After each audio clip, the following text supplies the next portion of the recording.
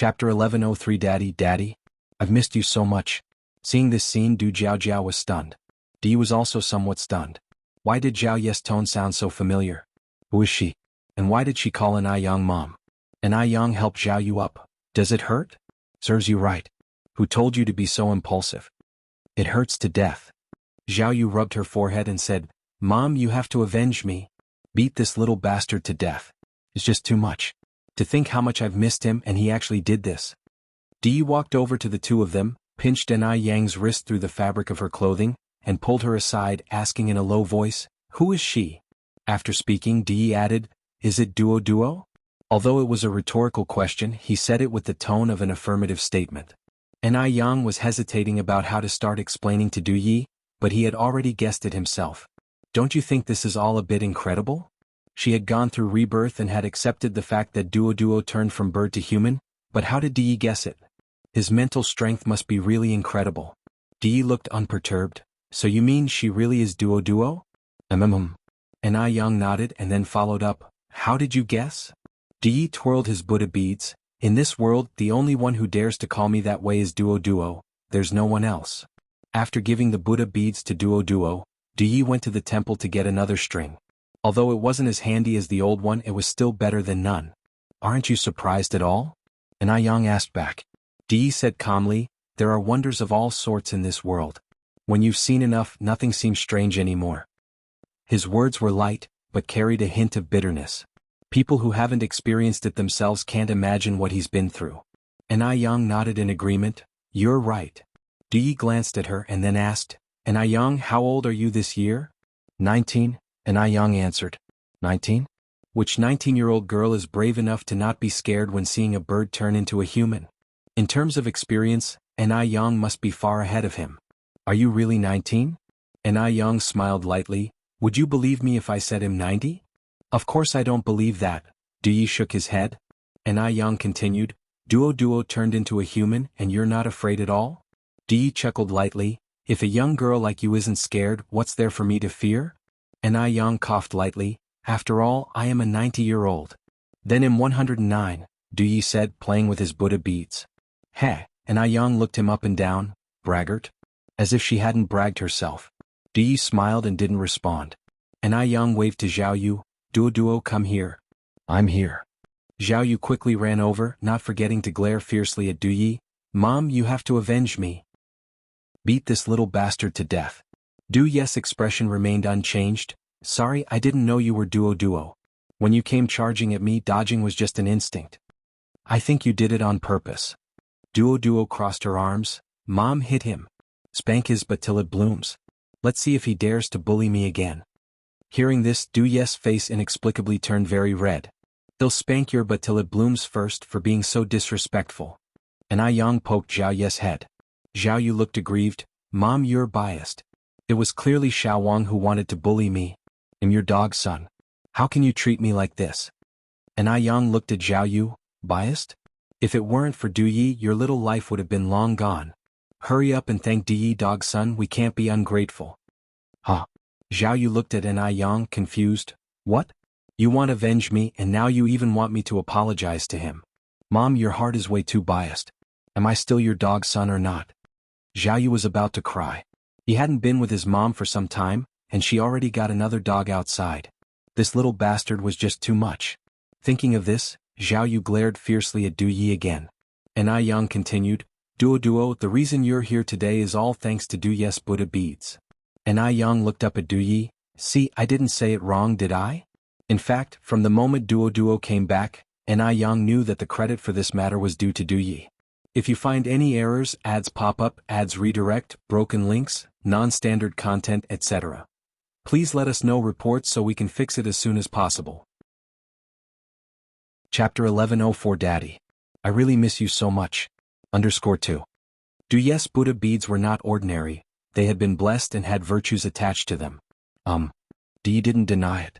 At that time Di didn't think too much, just felt that it was a pity for Duo to die, and by giving the Buddha beads to Duo, he hoped that Duo could be reborn into a good family in the next life, but unexpectedly, Duo's soul was reincarnated directly. With that said, Zhao Yu began to understand. She took off a string of Buddha beads from her wrist. Are you talking about these Buddha beads? Yes, that's the one. And I Yang nodded, somewhat surprised. How come these Buddha beads are with you? A layer of confusion also appeared in Du Ye's eyes. Zhao Yu shook her head.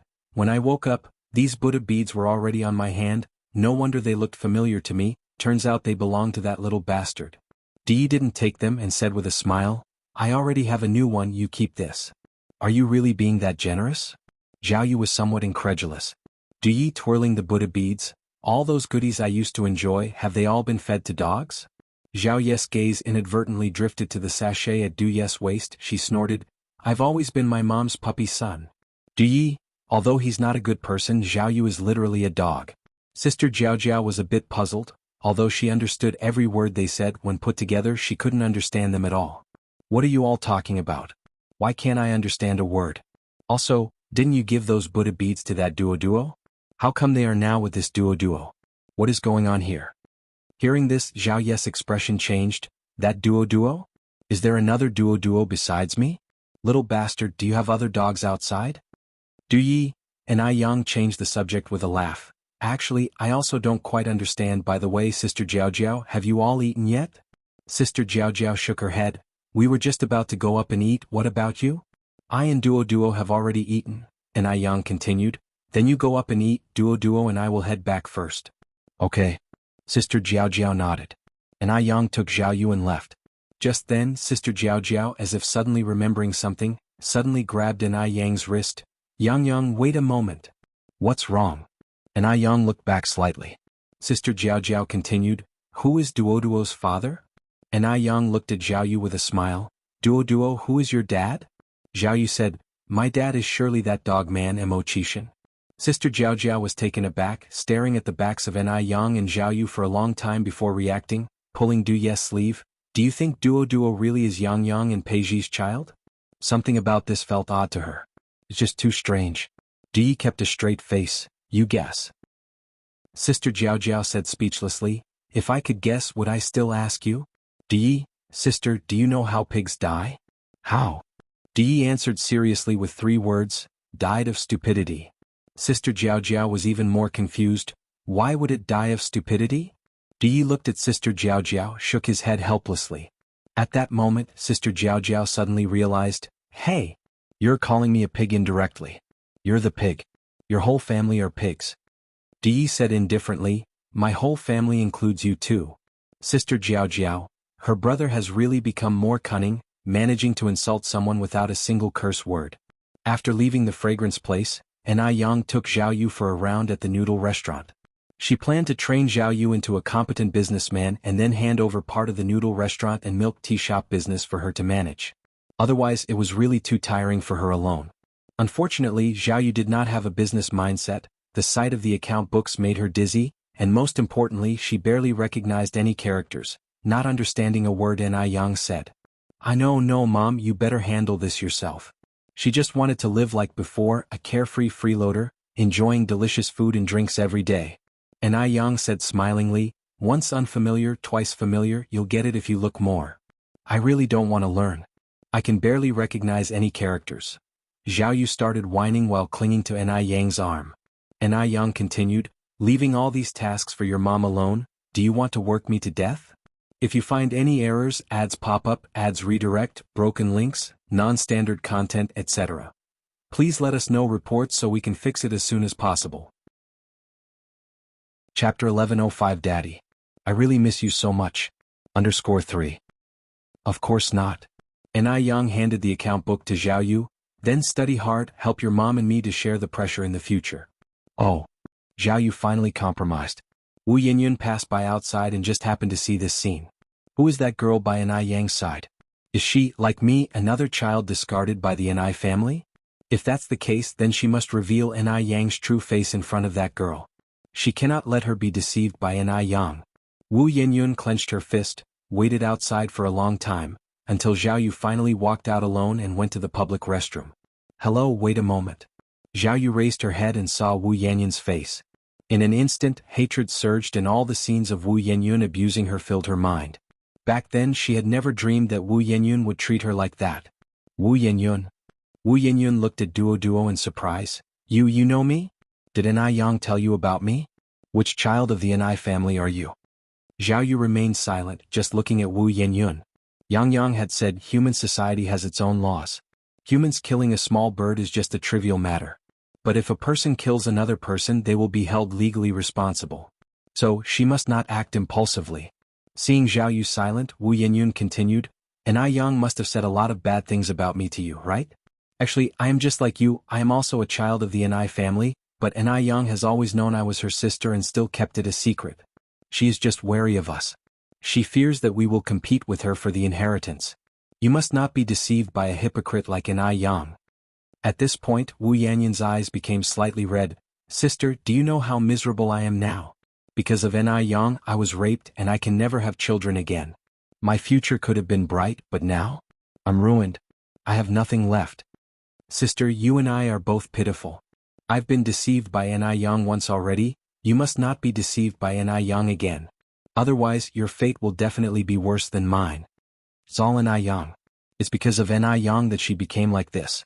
The person she liked disgusted her. Her future life path will also become extremely bleak. Zhao Ye's gaze was cold as she looked at Wu Yenyun and then lifted her hand, slapping her across the face. Slap. Wu Yanyun's head was knocked to the side, a trace of blood oozing from the corner of her mouth, dizzy and disoriented. I'm kindly warning you. How could you hit someone? What right do you have to hit someone? Why did I hit you? Because you owe me a life. What? Wu Yenyun was stunned. Zhao Yu continued, have you forgotten how Duo died? This slap is for Duo who died. I'm telling you Wu Yenyun, this slap is just the beginning. Every time I see you, I'll hit you. Who exactly are you? Wu Yenyun looked at Zhao Yu, who told you about this? It's just a bird, isn't it? It's just a bird, dead is dead. Did Ni Yang have to make it known to everyone? It seems she underestimated Ni Yang. Ni Yang did it on purpose. She deliberately ruined her reputation in front of others, made a big deal out of this issue, making her own stains bigger and bigger in front of others, thus highlighting her own noble character. Ni Yang is stepping on her to climb up. She is just a pawn to Ni Yang, and Ni Yang never really considered her a sister. Perhaps this was Ni Yang's plan from the beginning, she never intended to let her live well. Just then Ni Yang walked out from inside. Duo, are you done? Zhao Yu turned to look at Ni Yang. Oh, it'll be done soon. From beginning to end, it was as if Ni Yang hadn't seen Wu Yenyun at all. Wu Yenyun covered her face, somewhat unable to react to what was happening. Duo? Why would Ni Yang call her Duo? And who exactly is that girl? Ni Yang. You did this on purpose. Wu Yenyun said to Ni Yang. Ni Yang, as if she hadn't heard Wu Yenyun's voice, went straight into the shop. She never wastes time on insignificant people. Not before, not now. Wu Yenyun shouted angrily, Ni Yang, I will never forgive you. Never. Ni Yang remained indifferent. Zhao Yu came back from the restroom, saw Wu Yenyun still standing there, swinging her fist and said, Wu Yenyun, why haven't you left yet? Do you want to try the taste of a fist? If you find any errors, ads pop up, ads redirect, broken links, non-standard content, etc. Please let us know reports so we can fix it as soon as possible. Chapter 1106 Daddy. I really miss you so much. _4. Wu Yenyun immediately ran without looking back. Upon returning to the noodle restaurant, Zhao Yu excitedly said, Yang, Wu Yenyun seems to have changed a lot. What happened during this time? Ni Yang talked to Zhao Yu about Wu Yenyun's experiences. Zhao Yu said with a smile, such a vicious person deserves what she gets today. You have no idea how she maligned you in front of me just now. Such people are truly disgusting. How come I never realized she was this kind of person before? The best thing to do with this kind of person is to ignore them as they try to climb up the ladder, Ni Yang said indifferently. Zhao Yu went on, Mom. You have no idea how satisfying that slap just now was. In the following days, Ni Yang was busy dealing with company matters, and Duo followed Granny Shangguan and Granny Zheng to learn how to read. These days, Ni Yang bought a piece of land in the center of Beijing, planning to build an office tower. Once all the departments were in order, it would be more convenient for her to work there. Ni Yang had already finished the design of the tower and was just waiting for approval from the relevant authorities. Once the paperwork was approved, construction could start immediately. Now there are strong supportive policies from above, so the approval of these documents is relatively quick. The tower Ni Yang wanted to build had a total of 38 floors. The 19 floors below were for food service offices, and the 19 floors above were for the office of Ice Skin Jade Complexion. Because the project was large, it would take 2 years to complete, but Ni Yang was in no hurry. This project was still entrusted to Wu Jinshu. Wu Jinshu was very touched. He was happy that Ni Yang could let bygones be bygones. If Wu Yinyun had listened to advice with such a good sister as Ni Yang, she wouldn't have ended up in this state. Yang, thank you. Ni Yang said with a smile, Godfather, I've said it before, we are all family. Since we are family, there's no need to speak as if we are strangers. Wu Yinyun is Wu Yinyun, Wu Jinshu is Wu Jinshu. Ni Yang would not forget the kindness she ought to acknowledge. Doing so would also reduce Ni Qihua's feelings of guilt. And indeed, Wu Jinshu was not someone who failed to appreciate kindness. Half a month later, as M Country had a new agent interested in representing Ice Skin Jade Complexion, Ni Yang had to take a trip to M Country. Coincidentally, she hadn't seen Mo Chishan for quite some days. Upon learning that Ni Yang was going to M Country, Zhao Yu clung to Ni Yang's wrist. Mom, my dear mom. My beautiful mom, can you take your son with you? Before, she had been a bird, unable to go to M Country, but now that she was no longer a bird, she wanted to go to M Country to see the world. You want to go too? Ni Yang raised an eyebrow slightly. Yes. Ni Yang said with a smile, okay, let's go together. Really? Zhao Yu was instantly overjoyed. Really? Ni Yang nodded. Ah. Yang, my dear mom, I really like you so much. Zhao Yu excitedly lifted Ni Yang into a hug. Ni Yang was light as a feather, and Zhao Yu easily lifted her, even easier than lifting Depang. Put me down now. If you want to go to M Country, we still have to go apply for passports. Fortunately, Zhao Ye's household registration issue had been resolved a few days earlier, otherwise, it would have been impossible to apply for a visa. All right. Let's go quickly. Zhao Yu immediately put down Ni Yang. Ni Yang took Zhao Yu to the city to apply for passports. On the day before going to M Country, Ni Yang took Zhao Yu to visit Grandpa Du at Demingxian. On the one hand, Zhao Yu had been talking about him every day, and on the other hand, Ni Yang had promised Mo Chishan to bring warmth to Grandpa Du. Seeing Grandpa Du, Zhao Yu was as enthusiastic as ever, running over, hugging Grandpa Du. You little rascal. Mere. Grandpa Du sidestepped, avoiding Zhao Ye's embrace, but he steadied her with one hand to prevent her from bumping into the pole beside him. Boys and girls should keep their distance. Can't you be a bit more dignified? What kind of behavior is this fuss and clamor? Zhao Yu said without words. We're all grown men, what are you afraid of? If anyone is at a disadvantage, it's me. Not only are you not losing out, but you're also gaining a huge advantage. What's the panic about? Grandpa Du, but I never take advantage of anyone. You can say you remind me of a recently learned idiom. What was it about a cat and a dog? Zhao Yu scratched her head. Cats and dogs ashore? Yes. That's the one, cats and dogs ashore. Lately, Zhao Yu was not only learning to read but also following Granny Shangguan to study Chinese classics, memorize poems and learn idioms. If you find any errors, ads pop up, ads redirect, broken links, non-standard content, etc. Please let us know reports so we can fix it as soon as possible. Chapter 1107 Daddy. I really miss you so much. _5. What is cats and dogs going ashore? Du Jiao came over with a puzzled face and asked. Zhao Yu said, cats and dogs going ashore is an idiom. Du Jiao furrowed her brows. How come I've never heard of this idiom before, second brother? Have you heard of it? Grandpa Du shook his head. None of you have heard of cats and dogs going ashore? I thought I was the only uncultured one. Turns out you are even less cultured than me. Finding two people even less knowledgeable than herself, Zhao Yu laughed smugly. Let's see who dares call her dumb now. What cats and dogs going ashore?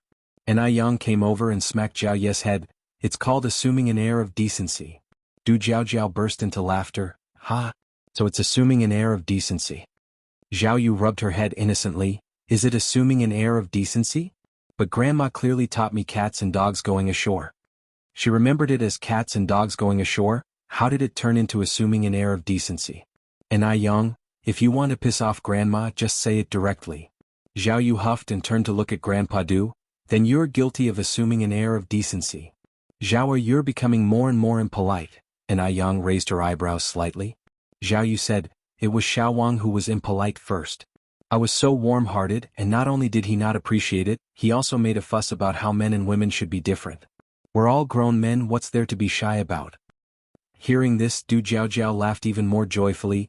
Oh my God, what a character your daughter is. and I Yang patted Zhao Ye's head. Zhao, you have to remember your gender is now female. Haven't I told you before, you can't be too casual with men in the future, or else others will think of you as a girl with no self-respect.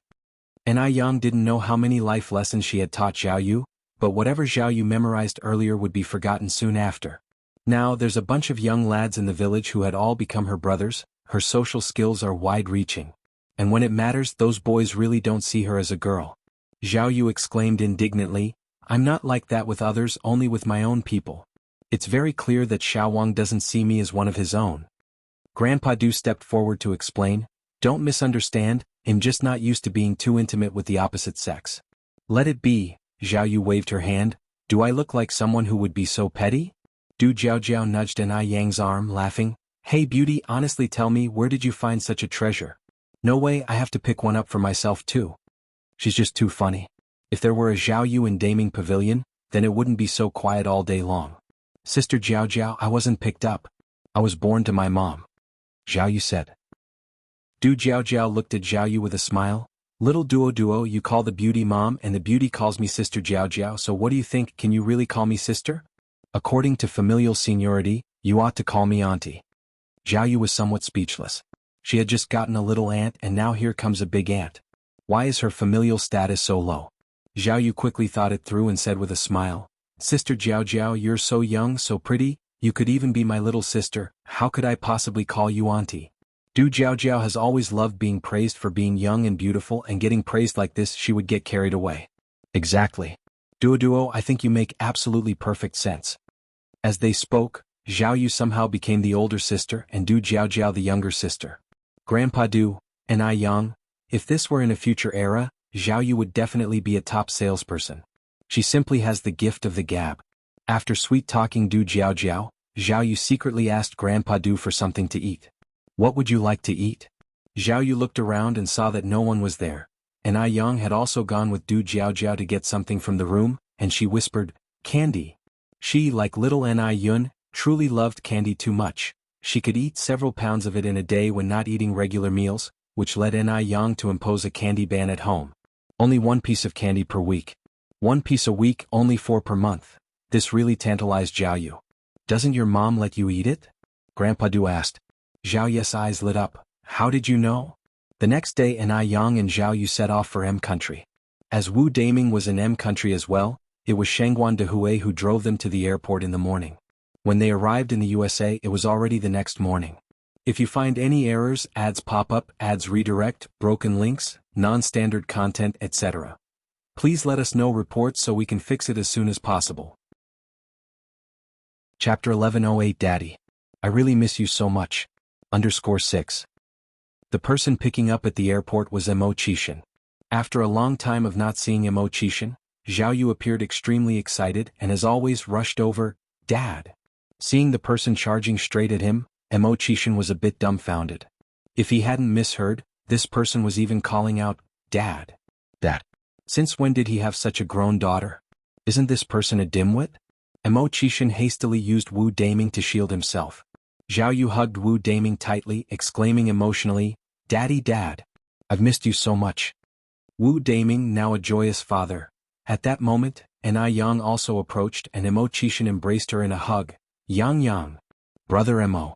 In an instant, Mo Qishan let go of Ni Yang and pointed at Zhao Yu, who was hugging Wu Daming and calling him Dad. Right, Yang, who is this? Ni Yang thought about it earnestly. You might not believe it, Brother Mo, but this is your daughter. Ah, daughter? Mo Qishan was stunned. It was also at this time that Zhao Yu realized she had hugged the wrong person and pushed Wu Daming away with disdain. Why is it you? Where's my dad? Wu Daming, life is too hard for me. Dad. Upon spotting Mo Qishan nearby, Zhao Yu reached out, wanting to hug him. Ni Yang, quick on the draw, stopped Zhao Yu. You crazy boy, just hug me, will you? Mo Qishan looked on, utterly bewildered by the two of them. Ni Yang turned back to Mo Qishan. Brother Mo, let's talk over there. After saying this, Ni Yang continued, Duo, I'll discuss something with your dad over there. You and Wu Daming wait here for me. Don't run off. Wu Daming, keep an eye on Duo, the silly kid doesn't speak English. Okay, I got it, sister-in-law, Wu Daming nodded. Ni Yang took Mo Qishan to the rest area, candidly telling him about Zhao Ye's situation. Brother Mo, Don't you think this is all very fantastical? She said. Mo Chishan nodded. Indeed it is a bit, but if it's the work of Uncle Dus Buddha beads, then it's not so fantastical after all. Those beads have changed Uncle Dus' fate. And Mo Chishan had known Uncle Du for a long time. He was privy to many secrets unknown to others. Really? And I Yang seemed surprised. The Buddha beads changed Uncle Dus' fate? And Mo Chishan nodded again. However, this is also Duoduo's good fortune. And I Yang went on to say, Brother Mo, haven't you always wanted a daughter? How does it feel to be a dad now? And Mo Chishan touched his nose. It's all right. If only this daughter didn't look like a nitwit, that would be even better. After a good while, and I Yang and Mo Chishan returned to their original spot. Zhao Yu, curious, asked, Yang, what were you and my dad talking about? What secrets? You talked for so long. And I Yang smiled and said, we were discussing how to sell you off later. Zhao Yu shrugged, I don't believe you. Would you really sell off someone as adorable and outstanding as me? Wu Daming quietly tugged at Mo Chishan's sleeve. Brother Six, is she really your daughter? Yes, Mo Chishan assured with a serious nod. Wu Daming continued, Brother Six, you're not joking with me, are you? Mo Chishan countered, do I look like I'm joking? This is my daughter, my own flesh and blood. Wu Daming scratched his head, this is just too incredible. This uncle here, I bet you're just jealous of my dad having such an outstanding son like me. Zhao Yu said to Wu Daming. Uncle? Wu Daming was shocked. I'm only 25 this year. Wait, that's not right. Aren't you a girl? Zhao Yu cracked a slight smile, smacked her chest and declared, me, a man. Pure and simple. If you find any errors, ads pop up, ads redirect, broken links, non-standard content, etc. Please let us know reports so we can fix it as soon as possible. Chapter 1109 Coincidences Make a Story, guys? Still pure? Now, not only is Daming a bit confused, even Mo Chishan is a bit bewildered. Mo Chishan slightly lowers his eyes. Yang, is this our son or our daughter? Apart from looking like a girl, Zhao Ye's words and actions are more masculine than men's. For a moment, Mo Chishan can't believe his own eyes. And I Yang confidently says, it's a daughter, only that this kid is a bit silly. Really a daughter? Really? And I Yang nods. Mom, what are you and Dad talking about? Zhao Yu hugs An I Yang's shoulders. And I Yang smiles and says, we adults are talking, you're just a kid, why intervene? I'm not a kid. I'm already 18. Zhao Yu says. In human society, 18 is already an adult. In terms of age, she is only a year younger than An I Yang. An I Yang pats Zhao Ye's head. In your mom's eyes, even if you're 80 this year, you're still a child. I will always be your mom, behave. Zhao Yu, Mo Chishan turns his head to Wu Daming. What do you think of my daughter? Wu Daming hesitates, then says, it seems a bit sloppy. The airport is full of blonde and blue-eyed people from M country. Zhao Yu looks at them, her eyes filled with curiosity. Dad, I think they look like Emily. Zhao Yu had seen Emily once before when she came to Beijing. Zhao Yu continues, why aren't our eyes blue but black? I think blue eyes are prettier than black ones. Mo Chishan helplessly rubs his forehead. Ask your mom. Mom? Zhao Yu turns her head to An I Yang. An I Yang smiles and explains, eye color depends on the iris color. The more pigment in the iris, the darker the color of the eyes. If the color of the iris is very light, the color of the eyes will also be very light. Blue eyes have much less pigment than ours. Actually, our Chinese eyes are not black but dark brown. Hearing this, Zhao Yu looks at An I Yang with admiration. Mom, you are so amazing. An I Yang modestly says, just average, slightly more amazing than your dad. Zhao Yu elbows Mo Chishan. Dad, can't you show some pride for us guys? Mo Chishan. The group leaves the airport and heads to Mo Chishan's manor. This manor, unlike a castle, is located in the downtown of M country, covering an area of nearly 3,000 square meters, utmost luxury and flamboyance. Zhao Yu is like a bird set free running around the manor. After dinner, Mo Chishan accompanies An I Yang to meet the agent, leaving Zhao Yu in the manor. After meeting the agent and signing the contract, An I Yang visits a few stores to check the accounts for the first half of the year. Currently, Ice Jade Skin has 6 stores abroad with a first-half income of $110,000, converted to about 900,000 renminbi, plus some domestic stores and real estate. An I Yang is now a little rich lady. Not to mention other stores, just those real estates are enough for An I Yang to live worry-free for a lifetime, sitting at home collecting rent. Moreover, An I Yang remembers that in the downtown of M country, The property prices were speculated high in the future. Holding so much money and not buying a house seems wasteful. Brother Mo, I want to buy a house here. Do you have any good places to recommend?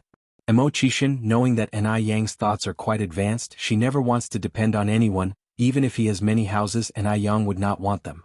Of course I know, come I'll take you. Okay. In M country the most popular are villati. A 600 square meters villati in the 80s costs $30,000, and Ni Yang buys 2 villati in one breath. In this era, buying a house locally can directly handle immigrant procedures for residency, but Ni Yang refused this service. In this lifetime she will always be Chinese. After buying the villati, Ni Yang and Mo Chishan go to a scenic area and purchase a luxurious seaside house. In a blink of an eye, $110,000 is gone. However, Ni Yang doesn't feel the pinch because the future income from these properties will definitely be much more. The seaside sunset is magnificent. Ni Yang and Mo Chishan walk shoulder to shoulder on the beach. The setting sun stretches their figures long. The beach crowd, coconut trees, neon lights have all become the background. If you find any errors, ads pop up, ads redirect, broken links, non-standard content, etc., please let us know reports so we can fix it as soon as possible. Chapter 11:10 No coincidence makes a book underscore. Mo Chishan carried Ni Yang's shoes in one hand and held her hand with the other. Yang, look at that person. Which one? Ni Yang asked. Mo Chishan continued, the one wearing a blue jacket and holding something like a black brick. I see him. Ni Yang nodded. Mo Chishan said, that's called a wireless mobile phone. Next year, Guangguan will establish the first batch of wireless telephone systems. Once mobile phones become popular, we can stay in touch anytime, anywhere. Wireless phone.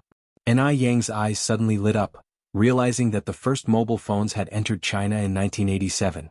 In fact, the mobile phone was not initially known as a mobile phone. Its original name was a wireless mobile phone. This name originated from the Cantonese and Hong Kongers' way of jokingly referring to gang leaders. In some early Hong Kong movies, mob bosses frequently appeared on screen with mobile phones, hence people began to jokingly call these mobile phones as Big Brother phones. After a while, more people started calling it that and it became the Big Brother phone. Moreover, the Big Brother phone was invented as early as 1972 and had already been popular for many years abroad. It just hadn't entered China until then. After the Big Brother phone, technology will advance further, our motherland will become stronger and phones will get thinner. Ni Yang's lips curved into a smile. If Guangguan uses it well, I believe it will soon be popularized in Beijing. A good communication tool can solve many unnecessary troubles. Ni Yang's business was growing bigger and bigger, and in an era with undeveloped communication information, it was often really frustrating. Fortunately, technological progress was becoming faster and faster. Mo Chishan nodded, I predict that we will be able to use mobile phones at the beginning of the year after next. Ni Yang said with a smile, mobile phones are convenient, but they're too big and not easy to carry. This type of mobile phone must weigh about 2 or 3 kg, right? Ni Yang remembered that the earliest mobile phones weighed around 2 kilograms, which was like 3 boxes of milk, the weight of a large brick. Mo Chishan nodded, these mobile phones are indeed quite heavy. However, humanity is progressing, technology is developing, and I believe that just like pagers, this is only the beginning, it will get better and better. Once mobile phones become widespread, pagers will be eliminated. Similarly, one day mobile phones will also be replaced by even more convenient products. Mo Chishan was full of hope for the future. Ni Yang nodded, yeah brother Mo, you're right. She was from the future and she knew mobile phones were just the beginning, but Mo Chishan was different. Mo Chishan was from this era, and for him to have such foresight was truly remarkable. Ni Yang was glad she knew Mo Chishan, as there were basically no barriers in their communication. Whatever topic it was, Mo Chishan had his unique insights, and his perspective on issues was quite profound. She remembered one time when she spoke with him about M country's moon landing in '69, Mo Chishan said that China would also venture into outer space in the not-too-distant future. If not for the wars that invaded and delayed China, one could only imagine how much further ahead it would be compared to M country. However, except for dress issues. Like today coming to the seaside, Ni Yang wanted to wear a swimsuit to swim in the sea, but Mo Chishan firmly opposed it. After much picking, he chose a swimsuit so conservative that even old ladies would not look twice at it, and in the end he wrapped her tightly with a large silk scarf. So now she was still draped in the large silk scarf. Just then an elderly couple with white hair passed by Ni Yang. The old lady was coughing severely as she walked, her eyes red from coughing so hard.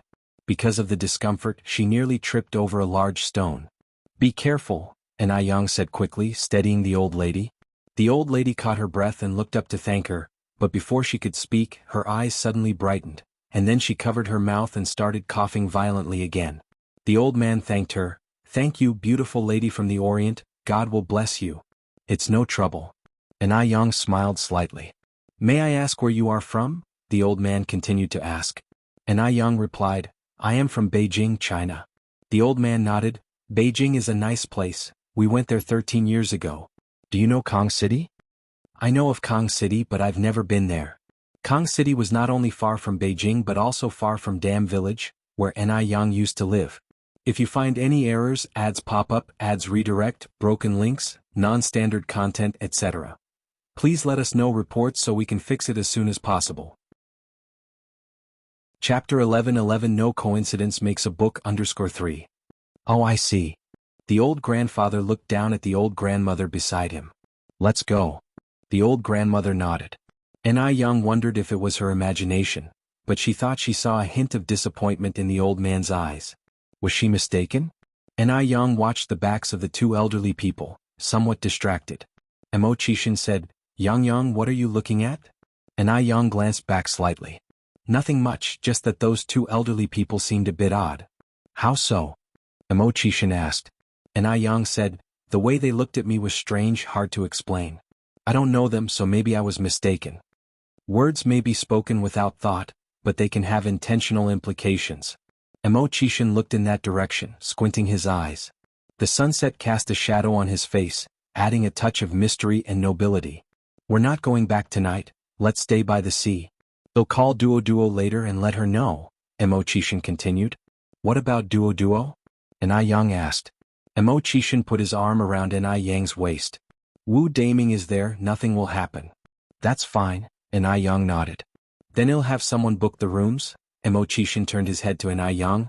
Yang, how many rooms should we book? What do you think?" Anna Yang raised an eyebrow slightly.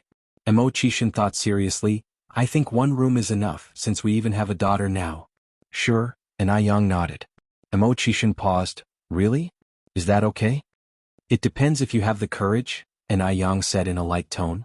She knew Mo Chishin too well. Although he often joked around, he truly wasn't very brave. "Then I really will book just one room." "Okay," Anna Yang nodded. "You decide." Anna Yang suddenly being so agreeable made Mo Chishin feel uneasy. No, wife, we agreed you'd make the decisions at home, so you decide how many rooms, I'll listen to you." Anna Yang smiled at Mo Chishin. "Big brother Mo, is that all the courage you have?" Mo Chishin touched his nose. Actually, he was bolder than he let on, enough to scare himself sometimes, but ever since meeting Anna Yang, his boldness seemed to have diminished as if a spell was cast on him. In the end, Mo Chishin didn't dare to book 2 rooms. In a corner of the beach. Son of a bitch. A frail girl was surrounded by a group of people with superior skin tones. They spat on her, insulted her with vulgar words, and told her to leave their country. This was racial discrimination. The girl, with her black hair and white skin, was extremely conspicuous among the people of M country. Despite growing up in M country, due to her different skin color and features, she had faced much disdain her whole life. Feeling they had humiliated her enough, the group finally left.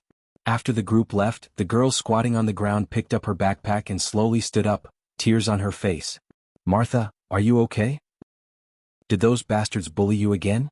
A girl with an Asian face of the same age ran over from afar. Martha shook her head. "Adele, I'm fine. I've been used to it since I was young." Adele frowned slightly. "Martha, how many times have I told you? Only if you are tougher and more formidable than them, they won't dare to bully you. You need to bravely raise your fists. If you keep on like this, they will only push you further."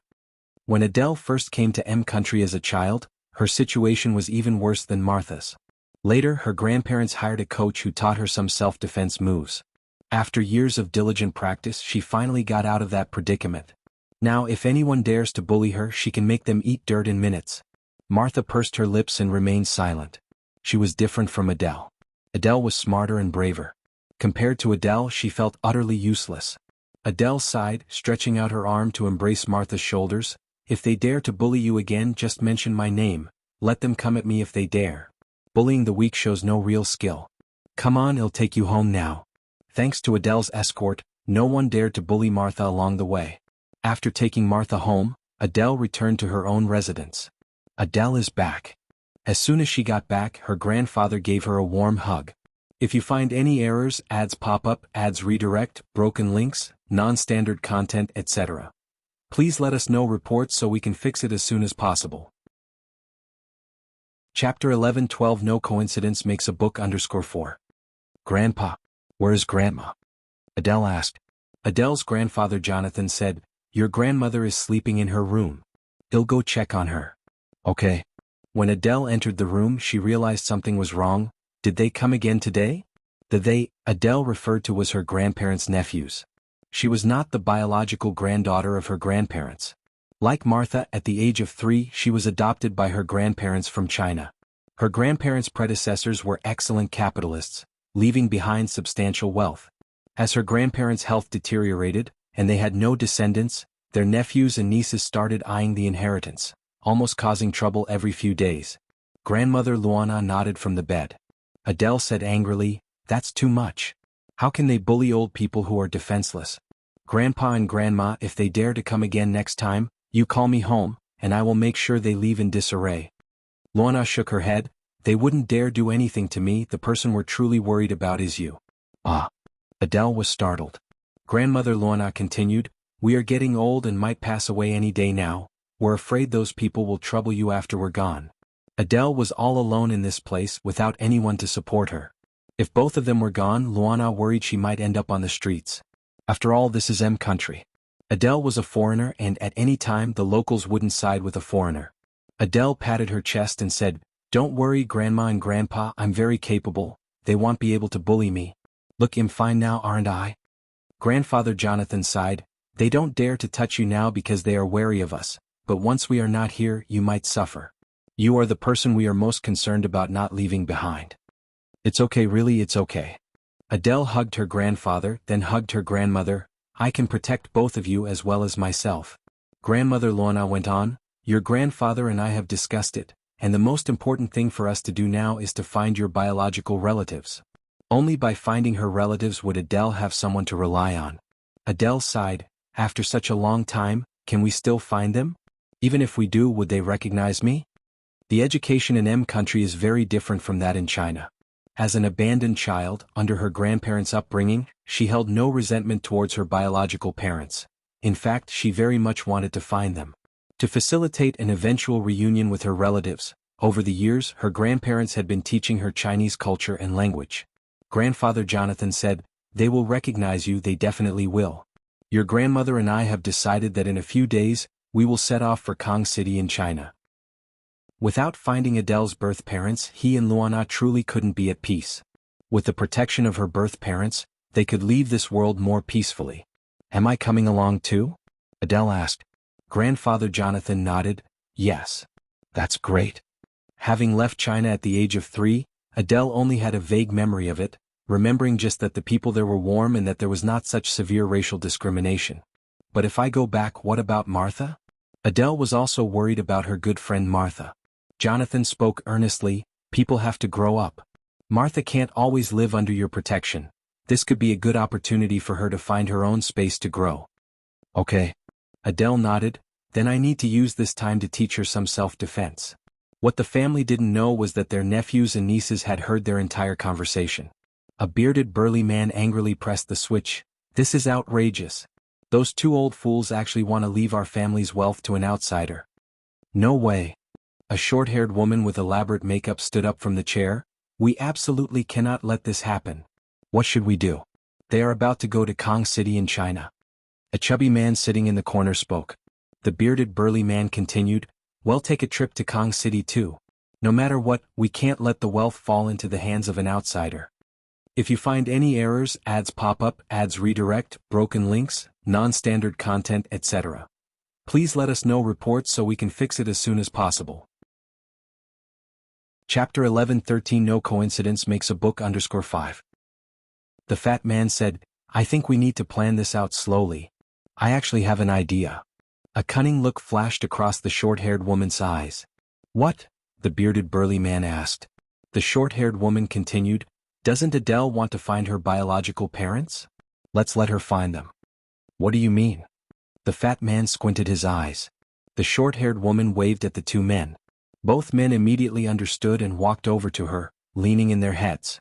The short-haired woman whispered to them. Upon hearing her words, a sinister smile appeared on both men's faces. The fat man continued, "No delay, we should head to Kong City tomorrow and arrange everything beforehand." "Yes," the other two nodded. "You're right, we'll depart tomorrow." The next morning, Anai Yang and Mo Chishan returned to the manor. Zhao Yu said, "Mom, you are too biased, going off to have fun with your man secretly and not taking me with you." "What did you call me?" Mo Chishan looked at Zhao Yu. Zhao Yu shivered inexplicably, feeling a bit guilty. "That's what Mom calls you when you're not at home." After speaking, Zhao Yu quickly raised 3 fingers. "I won't call you that again, I swear." Anai Yang laughed at Zhao Yu. "Look at you, you're just like your dad in character." Zhao Yu said, "Like father like son. Who told me to be my dad's real son? Right, Dad?" Mo Chishan took a sip of his milk. "I don't have such a disrespectful daughter." Zhao Yu corrected, "Dad, you mean disrespectful son. Duo, you are a girl now." Anai Yang reminded Zhao Yu. "Who says?" Zhao Yu firmly said, "I have always been a real man. Even purer than real men." Since Kong City doesn't have an airport, Adele and Jonathan had to deplane in Beijing, then take a green-skin train from Beijing to Kong City. Grandma Luana was not in good health, and riding the airplane exacerbated it. She was immediately taken to the People's Hospital of Beijing upon alighting. The chief doctor said, "Currently Western medicine is unable to cure the patient's illness, but you could try traditional Chinese medicine." "Traditional Chinese medicine?" Adele asked puzzledly. "What is traditional Chinese medicine?" Although she had studied Chinese culture over the years, she hadn't touched upon medical issues. The doctor continued, "Traditional Chinese medicine is China's inherited medical skills, passed down for thousands of years. Coincidentally, I know a young divine doctor, but unfortunately she is not in the country at the moment. However, you might consider visiting Dr. Wang, who is said to be that divine doctor's mentor." Adele smiled. "That's wonderful. Could you give me Dr. Wang's address?" "Of course." Led by the doctor's instructions, Adele brought her grandmother to old Dr. Wang's home. After taking the pulse, old Wang stroked his beard. "This is a case of disliking cold." "Disliking cold? What do you mean by that? Is there a cure?" Jonathan asked impatiently. Old Wang continued, "Simply put, due to internal obstruction of heat pathogens, essential yang energy is blocked, leading to symptoms. Because the patient has not received the correct treatment up until now, the condition has worsened. If you had come a month earlier, I would still have been able to cure her, but now, there is nothing I can do." Adele's face changed. "So what can we do now? Isn't there anything you can do?" Old Wang said, "I can only relieve the patient's cough and physical pain. How much longer do I have?" Luana looked at Old Wang. Old Wang signaled 6 with his hand. Luana's face changed, covering her chest. "Only 6 days left?" Adele and Jonathan were also shocked. Old Wang shook his head. 6 months left. Hearing this, Luana breathed a sigh of relief. 6 months is enough. With 6 months they definitely can find Adele's biological parents. After speaking, Luana continued, "Can you alleviate my pain?" "Yes." Old Wang nodded his head. Luana said, "Thank you so much."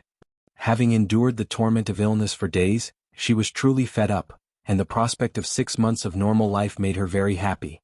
Adele couldn't accept that her grandmother only had 6 months left, hugging Luana. "Grandma, I won't let you die." As people from M country view life and death rather casually, Luana smiled and said, "In China there is an old saying, everyone dies in the end. Birth and death are just mundane parts of human existence, it's nothing to fuss about. If you find any errors, ads pop up, ads redirect, broken links, non-standard content, etc. Please let us know reports so we can fix it as soon as possible." Chapter 11:14 No coincidence makes a book _6. Upon hearing this, Elder Wang looked at Luana with some surprise, only then realizing that the 2 elderly were foreigners, while this young girl had the face of a Chinese. Elder Wang prescribed several traditional Chinese medicines for Luana, advising her to rest and assuring that her symptoms would ease within 10 days. As per Luana's wish, they decided to stay in Beijing for a few days, taking the opportunity to explore the capital of China. The next day, Luana, holding a map, led her grandparents to the Great Wall. The Great Wall was magnificent. Standing atop its ramparts, Luana was in awe and took many photos of her grandparents. Then, she handed her camera to a passerby. "Could you help us take a picture, please?" "Sure, no problem," the passerby took the phone. Just as the passerby pressed the shutter, he ran off with the camera. Adele was startled at first but then quickly reacted and chased after him shouting, "Catch the thief! Catch the thief!" The thief ran desperately, quickly outpacing Adele. Adele was panting heavily. Just then, a young man in a trench coat suddenly dashed over from the side and swiftly subdued the thief to the ground with a neat capture move. Clap, clap, clap. Applause erupted all around. "Comrade, raise your camera." He tossed the camera to Adele. Adele caught the camera and said, "Sir, thank you so much. God will surely bless you." Finding her manner of speaking a bit odd, the young man looked up at Adele. Adele continued, "My name is Adele Jansen from M Country. You can just call me Adele. May I ask the name of the brave sir who helped us?" "Shangguan Su." Yes, this man was none other than Shangguan Su. "Mr. Shangguan, thank you." Adele bowed deeply to Shangguan Su. Drawing one's sword to help at the sight of injustice is a traditional virtue of China. No need for thanks. After saying this, Shangguan Su left with the thief in tow. Adele watched Shangguan Zu's retreating figure, her eyes filled with sparkling stars. So handsome. She had never seen someone so handsome before. Those weaklings in M Country couldn't compare to him at all. Since finding her relatives was urgent, Adele and her grandparents left Beijing by car more than a week later and headed to Kong City. During that week, Adele visited the Great Wall many times but never encountered Shangguan Su again. After staying in M Country for about 10 days, Ai Yang and Zhao Yu returned to China. Mo Qixin could not return to China for the time being. He had to wait until Mo Baichuan's wedding day. During those 10 days, Ai Yang took Zhao Yu to many tourist sites in M Country and even rode in Mo Qixin's private plane with him. Zhao Yu exclaimed, "I didn't realize my dad was so impressive." Because of the rumors heard in Beijing about Mo Qixin, Zhao Yu had thought Mo Qixin was just as unsavory as the rumors suggested. It turned out not to be the case at all. Her dad was the most awesome dad in the world. A dad who made the big shots in M Country pale in comparison. Ai Yang patted Zhao Yu's head and coughed lightly. "Am I not impressive as well?" Zhao Yu smiled. "Impressive? Both of you are very impressive. I want to be as formidable as you someday." Ai Yang gave a thumbs up. "Go for it. I believe you can do it. But kid, you really are a girl." Zhao Yu replied, "I don't care, I am a boy anyway." Ai Yang slightly raised her eyebrows but didn't say much more. Coincidentally, just as Adele and her grandparents settled in Kong City, they discovered a missing daughter poster on a telephone pole next to their inn. Moreover, the information on the missing daughter poster virtually matched Adele's situation. 16 years ago, unable to provide for their daughter, they had sent her to an orphanage. 3 years later, the daughter was adopted by a foreign couple. Seeing this, Jonathan excitedly said, "Adele, this must have been posted by your biological parents." Adele frowned slightly. "This is too coincidental. Plus, they clearly knew I was adopted by you. Why would they post this here? Shouldn't they have posted it in M Country instead?" Jonathan said, "The Chinese often say that a coincidence speaks to destiny. Maybe this is fate. As for why they posted the notice in Kong City, perhaps they thought we were settling here. No one else knows we came to Kong City. To prevent others from sabotaging, they had deliberately concealed the news of going abroad." "Is that so?" Adele was still somewhat in disbelief. "If you find any errors, ads pop up, ads redirect, broken links, non-standard content, etc., please let us know reports so we can fix it as soon as possible." Chapter 11:15 The appraisal result. They are biological sisters. How should I put it? Adele always felt that this was too coincidental. They had just arrived in Kong City, and this family in Kong City started looking for their daughter? Jonathan continued, "Isn't there an address on this? Let's go take a look." "Isn't this too rash?" said Adele. Jonathan said, "If we were just recognizing relatives like this, then indeed it would be too rash, but after we confirm the situation we still need to do a paternity test." "Don't worry Adele, with a paternity test we won't recognize the wrong person." Luana nodded. "I think your grandfather is right. Now with a paternity test, we're not afraid of recognizing the wrong person." Hearing this, Adele also breathed a sigh of relief. The three went to the address listed on the notice looking for the daughter. As soon as these three left, 3 blonde-haired, blue-eyed people from M Country appeared behind them. If Jonathan were there, he would definitely recognize that these three were his nephew Danton, Albert, and his niece Beth. Beth removed her sunglasses, the corner of her mouth curving in an arc. Hooked. "Albert, it's your turn now." Albert said with a smile, "Don't worry, leave the hospital to me." Danton said, "These two old folks would never dream that we are in control of everything." Adele and her grandparents visited the family from the notice looking for their daughter. This was a very common worker family, currently with 3 sons and 1 daughter. According to them, Adele was their 5th child and the youngest, and they sent Adele to the orphanage due to various reasons at the time. "My 5th child, my poor girl, Mom finally found you." The middle-aged woman claiming to be Adele's biological mother, Lee Inouye, hugged Adele and sobbed with excitement. Adele, being hugged, was somewhat at a loss. Is this really her birth mother? Something felt a bit off. The middle-aged man claiming to be Adele's biological father, Wang Qingshan, was holding Luana and Jonathan's hands, expressing gratitude. Thank you for raising my 5th daughter to adulthood," Jonathan said. "Sir, please calm down a bit. Right now we only suspect that Adele is your child, but whether she truly is your child, we can only be sure after a paternity test." Wang Qingshan cried, "She must be our child. Of course. They say blood is thicker than water. Both my wife and I can feel it." Li Yingyue also said, yes, we can feel it." Adele, supporting Li Yinyu's shoulders, said, "Auntie, please don't be so emotional, the results are not out yet, I might not be your daughter." The greater the hope, the greater the disappointment. Adele didn't want to let herself down, nor did she want to disappoint this middle-aged couple. Li Yingyue, while wiping away tears, said, "My 5th child, you are my 5th child. 16 years have passed, Mom finally sees you. You don't know how much Mom missed you these years, I dreamt about you. 5th child, you've grown up. And you've become beautiful. My 5th child is so good-hearted. Now you even know to come back to recognize your mother." Luana, who had been silent, finally spoke, "We should go to the hospital first." Li Yingyue said, "My 5th child is really my daughter. If you don't trust us and must go to the hospital, then let's just go." Eventually, everyone went to the hospital together. They had to wait for the results of the paternity test, which wouldn't be immediately available. That evening, upon the enthusiastic invitation of Wang Qingshan and Li Yingyue, Adele and her grandparents stayed for dinner. All 3 sons and the daughter of Wang Qingshan and Li Yingyue also came back. Jonathan observed carefully. Although the Wang family's living conditions were not good, the couple still offered the best they had to host them. The meal had fish and meat. According to Jonathan's understanding, ordinary families currently could only afford to have meat on festive occasions. It seemed they truly attached great importance to Adele, their long-lost daughter. After dinner, Wang Qingshan and Li Yingyue personally escorted the 3 to the inn. After returning home, the eldest son Wang Li said, "Mom and Dad, I remember that our little sister had a birthmark the size of a bowl on her face, but that child raised by foreigners doesn't seem to be our little sister, right?" The Wang family indeed had a young daughter who was abandoned, not because they couldn't afford to raise her or because of other reasons, but because this young daughter had an ugly birthmark on her face.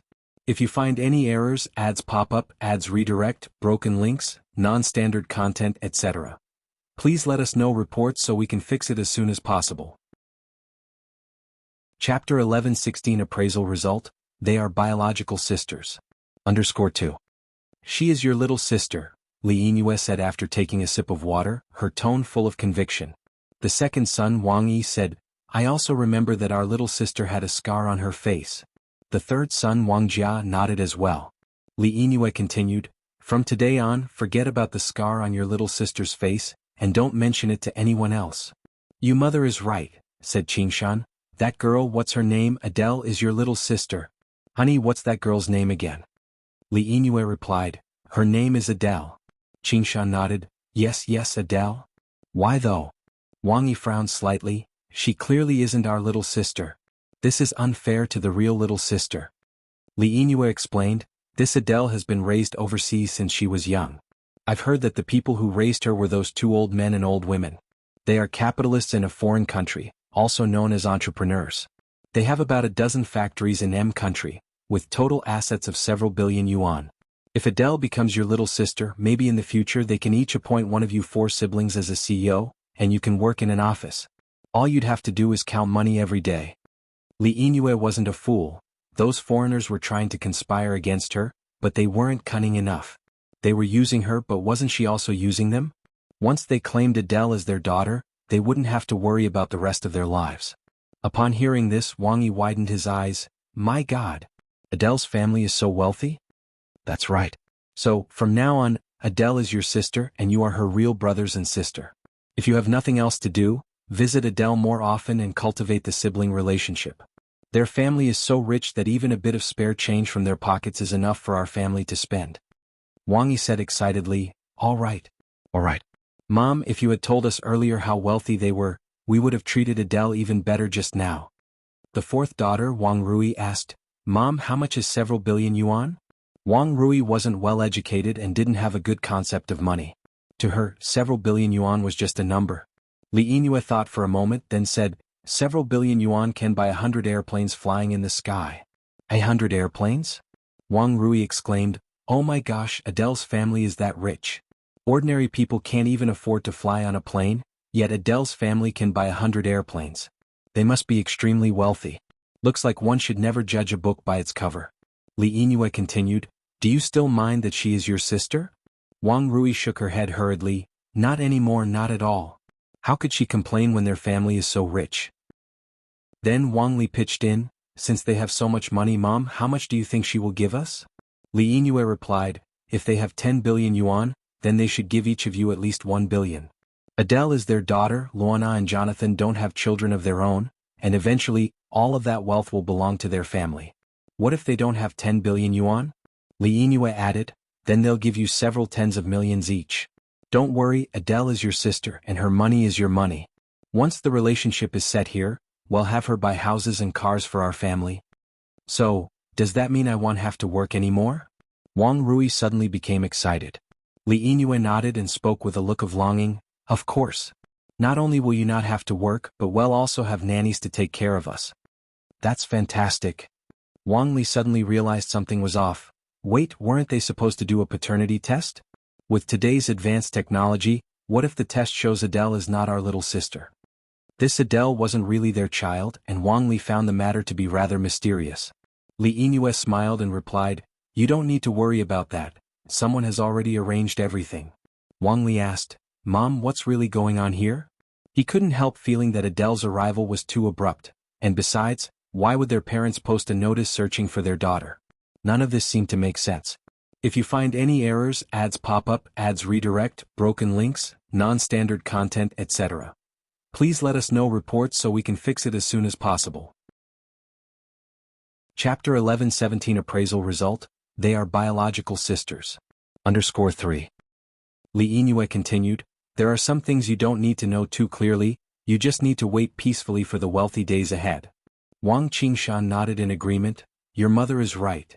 Hearing this, the children did not ask further. Meanwhile at the inn, Jonathan asked Adele how she was feeling today. Adele replied, Nothing special, but they were quite enthusiastic. She had known since she was a child that she was adopted by her grandparents and had never met her real relatives. Seeing the Wang family now, she did not feel as excited as she had imagined. Jonathan smiled and said, Indeed, they are very enthusiastic, Adele. I feel like they are your biological parents. During this time, spend more time with them and develop your feelings. Luana nodded, Your grandfather is right, they are your only relatives in this world. Adele hugged Jonathan and Luana, Grandpa and Grandma, no matter when, you are my family. Silly child, we can't be with you for so long. One day you'll have to return to your own relatives and only then can we depart peacefully. Jonathan and Luana's plan was to transfer all of Jonathan's properties and the factory to Adele once she found a dependable support in China. Since Adele was still not an adult, transferring the properties to her name without finding her relatives would risk her custodianship falling to Danton, Albert, and their niece Beth after their departure. Jonathan and Luana didn't trust these three people. It would be different if they were Adele's real parents. Thus, Jonathan and Luana were so eager to find Adele's biological parents, to provide her with a reliable support. The next day, Li Yingyue brought a bunch of delicacies for Adele and affectionately called her fifth child. Adele felt a bit uncomfortable and said, Auntie, just call me Adele. Li Yingyue said, Fifth child, I really am your mother. Even though the identification results haven't come out yet, but believe me, as a mother, my instincts are not wrong. Fifth child, you can't call me mom now and I don't blame you. After all, I didn't raise you when you were little. Now that you're willing to acknowledge me, your mom is already very happy. Look what mom brought you. This is pork floss, these are dried apricots, and this is pear soda. To buy these delicacies for you, Mom even spent all the savings at home. Savings? Adele frowned, a bit puzzled. What do you mean by savings? Li Yingyue paused and looked up at Adele. She had thought that Adele was smart but realized that Adele didn't even know what savings meant. No wonder she could be deceived so easily. Savings means money, Li Yingyue said. Fifth child, these are the delicacies Mom bought for you with money saved up over half a year. You can't get these overseas. Are you really short on money? Adele hadn't paid attention when money wasn't mentioned, but now that it came up, she noticed Li Yingyue was wearing patched clothes. Li Yingyue had deliberately worn torn clothes that day.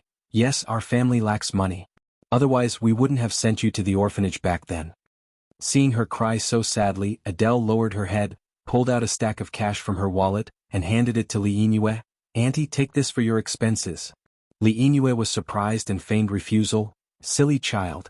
I haven't raised you for a single day, how can I have the face to spend your money now? I don't want it, take your money back. Adele stuffed the money into Li Yingyue's pocket. It's okay, take it. I'm not short of money. Good child, fifth child. You really are Mom's sweet child. Mom didn't dote on you for nothing. Li Yingyue cried as she hugged Adele. The next day, Li Yingyue brought Wang Rui, the fourth daughter, to visit Adele. Wang Rui had no other skills, but when it came to flattery, almost no one could match her, and she had a very thick skin. Sister, your clothes look so nice. I've never worn such nice clothes from childhood till now. As she said this, she sighed. Seriously, I really envy you. You've lived so well abroad. When I was young, I was never full or warm, let alone such nice clothes. I've never even worn new clothes. If you find any errors, ads pop up, ads redirect, broken links, non-standard content, etc. Please let us know reports so we can fix it as soon as possible. Chapter 11-18 Appraisal Result, They are biological sisters. _4. Adele smiled. If you like it, you can have this dress. Really? Wang Rui was overjoyed. Adele nodded. Wang Rui immediately packed the dress into her bag. Then thank you, little sister. It seems that Li Yingyue was right, this Adele really is too naive, she deserves to be deceived by them. Having tasted a bit of sweetness, Wang Rui immediately picked up a pair of shoes and said, Little sister, these shoes are also nice, they're made of real leather, right? They must be very expensive? Actually, my dream is to buy a pair of real leather shoes, but unfortunately our family is too poor, we can't afford real leather shoes at all. Seeing how distressed Wang Rui was, Adele thought it was just a pair of shoes, and it wouldn't matter if she gave them to her even if Wang Rui wasn't her sister, especially since she had many pairs of shoes. These shoes are yours too, Adele said. Okay then, thank you, little sister. Wang Rui immediately took off her cloth shoes and put on Adele's new shoes. Adele looked at Wang Rui's feet and said, My shoes seem a bit small for you. Afraid that Adele might change her mind, Wang Rui hurriedly said, It's alright if they are a bit tight. Decades ago in China, people still practiced foot binding. Foot binding is definitely more painful than wearing shoes that are slightly smaller. If the shoes are nice, being a little small doesn't matter at all. After putting on the shoes, Wang Rui took an interest in Adele's handbag and jewelry, again following the same pattern, and Adele felt too embarrassed to refuse, so she gave all those things to her. This trip was quite a gain for Wang Rui, and on the way back she excitedly said, Mom, that Adele is just like a fool. She gives me whatever I ask for. Let's come back again tomorrow? Li Yingyue said, Tomorrow I'm bringing your eldest sister-in-law and second sister-in-law over. It wouldn't be fair if you were the only one to benefit. Hearing this, Wang Rui sighed with disappointment. If I knew this would happen, I would have asked for more today. Li Yingyue smiled and said, Don't worry, Adele will be your sister from now on, there will be plenty of opportunities in the future. Wang Rui nodded, Yeah, that makes sense. The next day, Li Yingyue indeed brought the eldest and second daughter-in-law to visit Adele. The two daughter-in-laws, having heard that their younger sister-in-law Wang Rui took home quite a bounty yesterday, did the same today. Oh my, fifth little sister, your watch is so beautiful. Fifth little sister, your necklace is really nice. I've never worn such a beautiful necklace in my life. Fifth little sister, your bag is also pretty. Adele was so bothered she ended up giving those items to them as well. In the following days, Li Yingyue came almost every day, and every time she left with quite a few things, even not sparing facial skincare products. At night, Adele said with some frustration, Grandpa, Grandma, how much longer will it take for the appraisal result? Jonathan said, About another month or so, these things can't be rushed. Adele nodded. Time flew by and in the blink of an eye, a month had passed. Today is the 18th day of the 6th lunar month, also the day Mo Baichuan and Zhao Jingrong get married. To give Zhao Jingrong a grand wedding, Mo Baichuan had been preparing for more than 4 months, even arranging for over 20 wedding cars and hundreds of thousands in betrothal gifts, booking the largest wedding hotel in Beijing. At today's wedding, all the big shots of Beijing were present. Xiao Yingying was very excited. Cousin Mr. Mog is coming today, right? Mo Baichuan glanced at Xiao Yingying helplessly and shook his head. He had said many times that he didn't know Mr. Mog, but Xiao Yingying seemed not to understand. Seeing Mo Baichuan not speaking, Xiao Yingying became even more excited. Mr. Mog will come, right? I knew Mr. Mog would certainly come. Zhao Jingrong, standing next to Mo Baichuan, curled her lips slightly. Xiao Yingying could never have dreamed that the Mr. Mog she was obsessed with was standing right next to her. But from today onward, Mr. Mog would belong to her. Completely belong to her. From now on, she would be the most conspicuous woman in Beijing. At the wedding, the guest list was extensive, but Mo Baichuan looked around for a while and did not find Ni Yang. Did Ni Yang dare not come, or has she gone behind the scenes to cause trouble? Definitely gone to cause trouble. After all, the person Ni Yang cares about is him, and the person she wants to marry is also him, so Ni Yang would certainly not let today's wedding go smoothly. If you find any errors, ads pop up, ads redirect, broken links, non-standard content, etc., please let us know reports so we can fix it as soon as possible. Chapter 11-19 Appraisal Result, They Are Biological Sisters. _5. Mo Baichuan squinted his eyes, a confident gleam passing through his gaze. Soon, Mo Baichuan finally caught sight of Ni Yang. She was dressed in a jade green cheongsam, hooking her arm on Mo Kishin's, slowly walking their way. The glazed clasp at her chest quivered with her steps, resembling ripples on water, captivating and enchanting. Looking at Mo Kishin by her side, dressed simply in a white shirt and black suit pants, his aura was unapproachable. His sleeves were rolled up to his elbows, revealing a stretch of strong, fair arms. One hand in his pocket while the other gently wrapped around Ni Yang's waist. Although he is known in Beijing as a good-for-nothing at this moment, their heavenly appearance brightened everyone's eyes. If Xiao Yingying didn't know Mo Kishin so well, she might have thought this good-for-nothing was Mr. Mog himself. Unfortunately, Mo Kishin was nothing more than an empty shell. With this thought, the curve at the corner of Xiao Yingying's mouth turned into deep disdain. This famous but useless Mo Kishin wasn't worth a second glance from someone as noble as her. Ni Yang and Mo Kishin took their seats at the elders' table. During that time, Mo Baichuan kept his eyes on Ni Yang, but there wasn't the slightest hint of emotion on her face. She maintained a calm demeanor from start to finish as if she wasn't concerned about the wedding at all. Seeing this, Mo Baichuan slightly furrowed his brow. Wasn't Ni Yang jealous at all when she saw him prepare such a grand wedding for Zhao Jingrong? Was she brewing some major scheme? Yes, surely that was it. He couldn't believe that Ni Yang would give up on him so easily. After all, she had come to Beijing entirely for him. Although the wedding seemed to be going smoothly, there might be a conspiracy progressing stealthily. As long as Ni Yang was here, the wedding couldn't possibly end without a hitch. But Mo Baichuan waited a long time without any incidents. What was going on? The wedding was almost over. Could it be that Ni Yang was planning to cause trouble during the toast to the elders? Mo Baichuan squinted his eyes and after all the proceedings, went with Zhao Jingrong to toast the elders. Uncle 6, Aunt 6, this cup we toast to you, he said. Ni Yang and Mo Kishin also raised their glasses. Ni Yang, with a ready smile, pulled out the prepared token money and said, My dear nephew and niece, may you have a child soon and let Uncle 6 and I become grandparents early. Thank you, Aunt 6. Zhao Jingrong took the red envelope. Mo Baichuan squinted his eyes again. Ni Yang could still smile at this moment. Could it be that there was something fishy in that red packet, or maybe, was there a miniature bomb inside meant to kill Zhao Jingrong? The thickness of the envelope could certainly fit a miniature bomb. With this thought, he quickly snatched the red packet from Zhao Jingrong's hand. Baichuan, what's wrong? Zhao Jingrong was startled. Nothing, Mo Baichuan said while opening the envelope. Upon opening it, Mo Baichuan was stunned because, besides money, there was nothing else inside. What was going on? The wedding banquet was about to end. Was Ni Yang just watching him marry Zhao Jingrong? Baichuan, what's wrong? Zhao Jingrong asked with concern. Nothing, Mo Baichuan shook his head, just a bit dizzy, probably drank too much. Zhao Jingrong knew Mo Baichuan was overly focused on Ni Yang, beyond the concern a junior should have for an elder, but she didn't point it out. Because she knew as Mrs. Mog, she would have to face all kinds of temptresses in the future. She didn't care what kind of man he was outside, all she wanted was to stand by Mo Baichuan's side. Back in ancient times, which influential men didn't have multiple wives and concubines. Why don't you drink less later and let me handle it? No worries, Mo Baichuan waved his hand. Until the wedding banquet ended smoothly, Mo Baichuan saw no incidents occur. It was agonizing.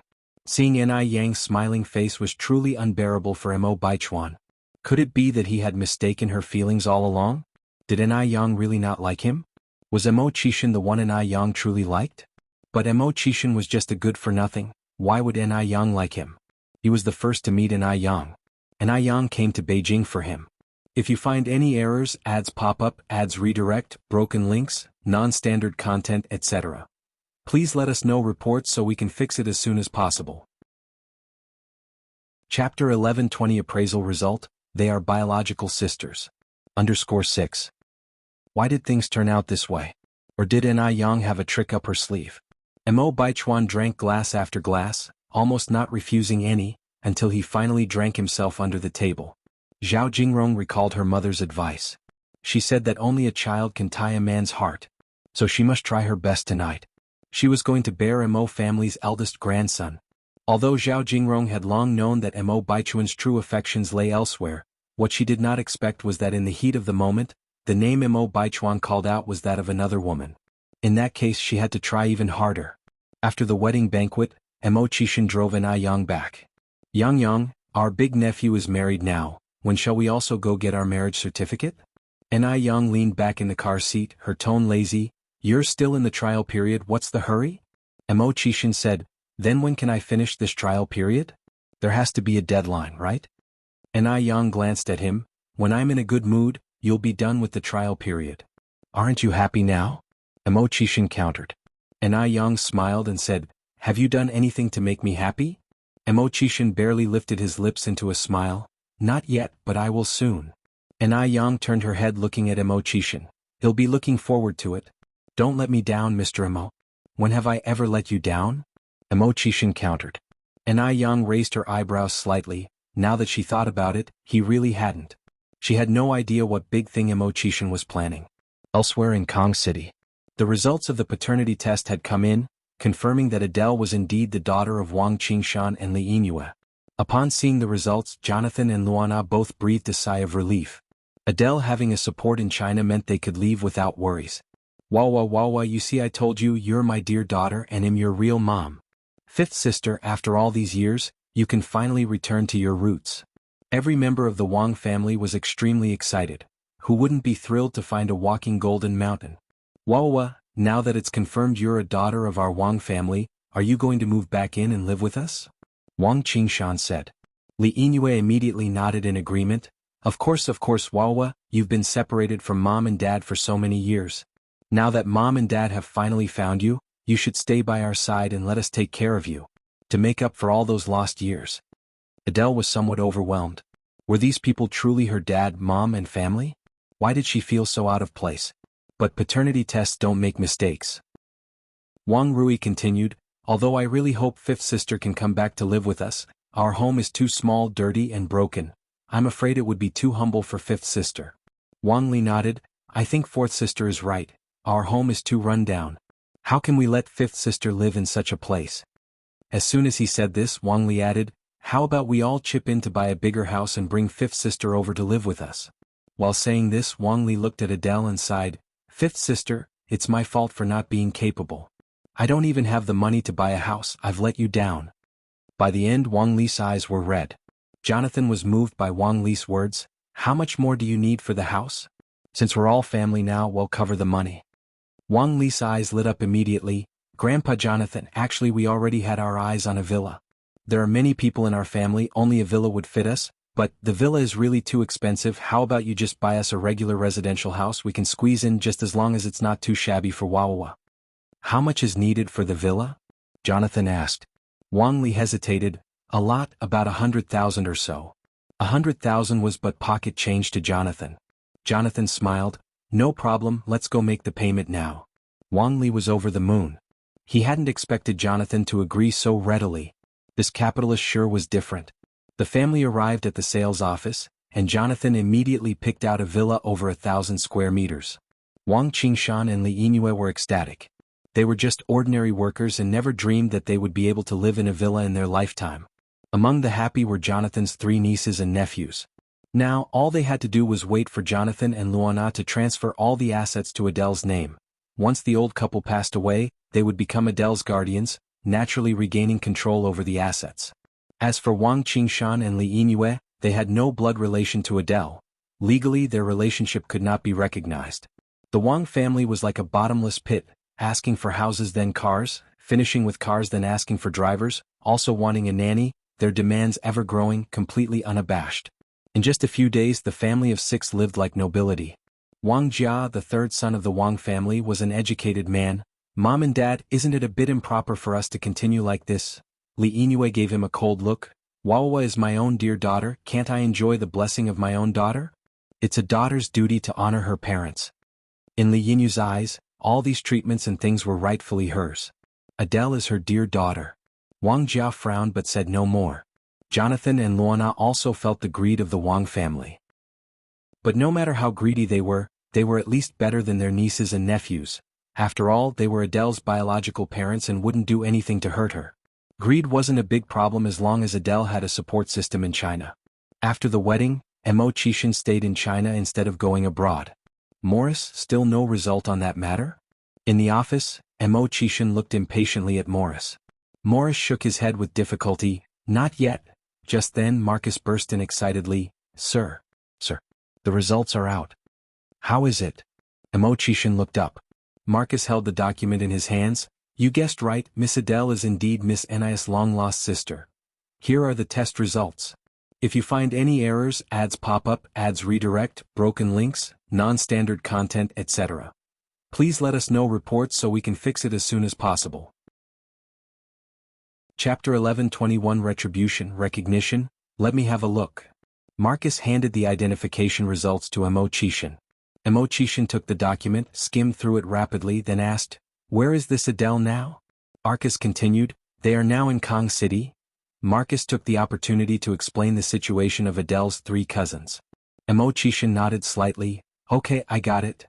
After saying that, Mo Qishan rushed out with the identification results in a hurry. The weather was nice today, so Ni Yang also joined the flower planting team. When Mo Qishan arrived at Jinghua village, Ni Yang was waving a hoe, fertilizing the wild roses. Yang. Brother Mo, why are you here? Ni Yang slightly looked up, her already pale forehead almost translucent under the sun, with the bright sunlight behind her. Mo Qishan was briefly stunned, then jogged over. Yang, I have some good news to tell you. What good news? Ni Yang raised her eyebrows slightly. Mo Qishan said, Something that will make you very happy.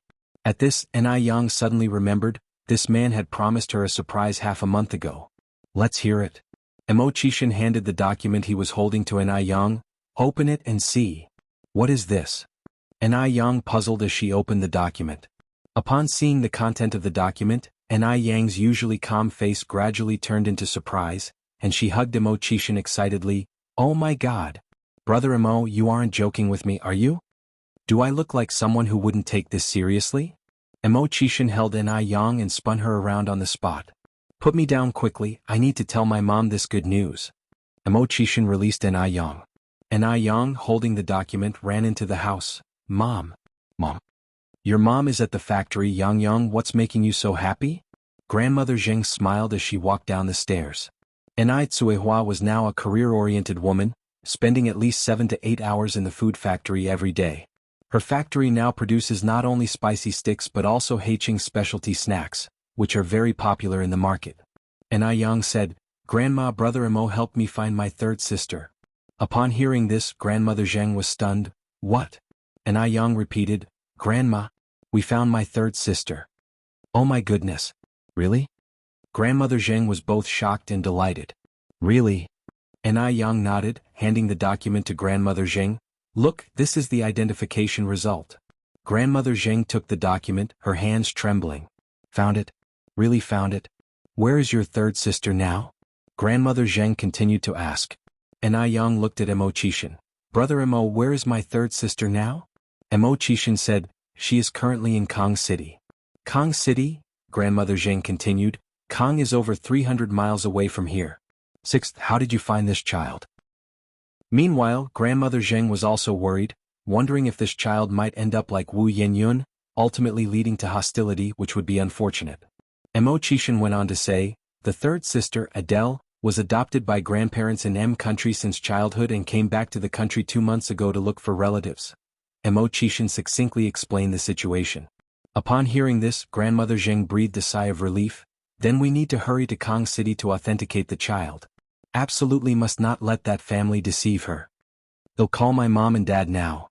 Then I'll quickly spread this good news to your grandfather and your grandmother. After receiving the call, Anai Tsuehua rushed back from the factory, her eyes red with excitement. Yang, you're not joking with your mom, are you? Xiaomo really found your third sister? Anai Yang nodded, really? Anai Tsuehua continued, that's great. Really great, Xiaoma, thank you for caring so much about our family. Mo Qishan smiled, we are all family, Aunt, you're being too formal. Anai Tsuehua wiped away tears excitedly, right, we are all family. Anai Yang continued, Brother Mo said that third sister Adele in Kong City mistakenly recognized the wrong parents, we need to hurry over and bring her back. Grandfather Zheng and Grandmother Zheng said, we are going too. Shengguan Dehui said, Dad, Mom, you are older, a long journey might be too taxing on your bodies. If you find any errors, ads pop up, ads redirect, broken links, non-standard content, etc. Please let us know reports so we can fix it as soon as possible. Chapter 11:22 Retribution, Recognizing Each Other _2. Anai Yang smiled and replied, my dad is right, Grandpa and Grandma, there's no need for you to go. Mo and I will just follow them over. Hearing this, old Master Zheng had to abandon the idea. All right then, go early and return early. Your grandma and I will wait for you at home. Okay. Anai Yang nodded. Kong City is 300 kilometers from here, you can drive there, no need to take the train. Without delay, they quickly packed a bit and set off for Kong City. At this time there was no traffic jam, the road was clear, and they arrived at Adele's current residence, a villa, in about 3 hours. The door was opened by a nanny. Hello, may I ask who you're looking for? Does Adele live here? Anai Yang asked. You're looking for Miss Adele, she's not at home right now, the nanny replied. Are Mr. Jonathan and Mrs. Luana at home? Anai Yang continued. The nanny was just about to reply when a young man walked out from inside the villa. Who is it? The young master, they're looking for Mr. Jonathan and Mrs. Luana, the nanny turned around and respectfully said. This young master was the Wang family's eldest son, Wang Li. Wang Li looked at the people standing outside with disdain and said, this area is a high-class villa district. Mr. Jonathan and Mrs. Luana are not people that you poor folks can just expect to meet on a whim. You should look in the mirror and see what you even look like. Wang Li had been an ordinary worker before, and now that he was finally above others, of course, he wanted to display his authority. Meeting Jonathan and Luana wasn't going to be that easy. Who is it? Hearing the noise outside, Wang Rui also came out. Wang Li closed the door, just some poor folk, ignore them. Wang Rui continued, do you know where Grandma Luana went? What do you need her for? Wang Li asked. Wang Rui said, I'm out of money, asking her to give me some to spend. Then I'm out of money too, she's not at home right now, shall we both go ask her tonight? Wang Li suggested. Okay. Wang Rui nodded. This family had already started treating Jonathan and Luana as their personal ATMs, stretching out a hand for money whenever they were out of it. If Jonathan and Luana refused, they would throw tantrums, saying unpleasant things, becoming increasingly outrageous and unbridled. For the sake of their granddaughter's stable future, the two old folks had no choice but to swallow their pride and endure. Wang Li turned Anai Yang and the others away, and Anai Yang couldn't be tough with him, after all, they were here asking for help. What should we do now? Anai Tsuehua said anxiously. They had finally made it to Kong City, but who would have thought they'd be met with a closed door? Shengguan Dehui comforted her. Dia, don't worry. Now that we're here, we'll definitely be able to see Yang Yang. Anai Yang looked at Mo Qishan. The person just now, could it be the one who's been posing as Yang Yang's family? Mo Qishan nodded. It looks very likely. According to the investigation, the family posing as Yang Yang's relatives has 3 sons and 1 daughter. The eldest, Wang Li, the second, Wang Yi, the third, Wang Jia, and the fourth, Wang Rui. If I'm not mistaken, that person should be the eldest, Wang Li. And Ai Yang raised her eyebrows slightly. No wonder I felt he didn't look like a good person. Mo Qishan spoke in a detached tone. To be precise, none of the people in this family are good. At that moment, the pager in Mo Qishan's pocket beeped. Mo Qishan took out the pager and then said, "Let's wait here for a bit, Mr. Jonathan and Mrs. Luana will be back soon." "Really?" Ai Tsuehua asked eagerly. "Yes, Auntie, the message I just received should be correct," Mo Qishan affirmed with a slight nod. The message Mo Qishan received was accurate, and about 7 or 8 minutes later, a pair of elderly people with graying hair, walking with canes, approached. "Yang, that's Mr. Jonathan and Mrs. Luana." Mo Qishan lowered his gaze to Ai Yang. Upon seeing Jonathan and Luana, Ai Yang was stunned for a moment, recognizing them immediately from their previous meeting in M country. No wonder during their last encounter in M country, Ai Yang felt that the old couple's gaze on her was somewhat unusual. The reason lay here. "Mr. Jonathan, Mrs. Luana, hello," Ai Yang greeted them with a smile. Jonathan and Luana, upon seeing Ai Yang, were also stunned. "Oh my goodness. It's you, the beautiful young lady." Luana went up to Ai Yang, gripping her hands in excitement. "I really didn't expect to see you here." Source: Web Novel. Com updated by Novlov.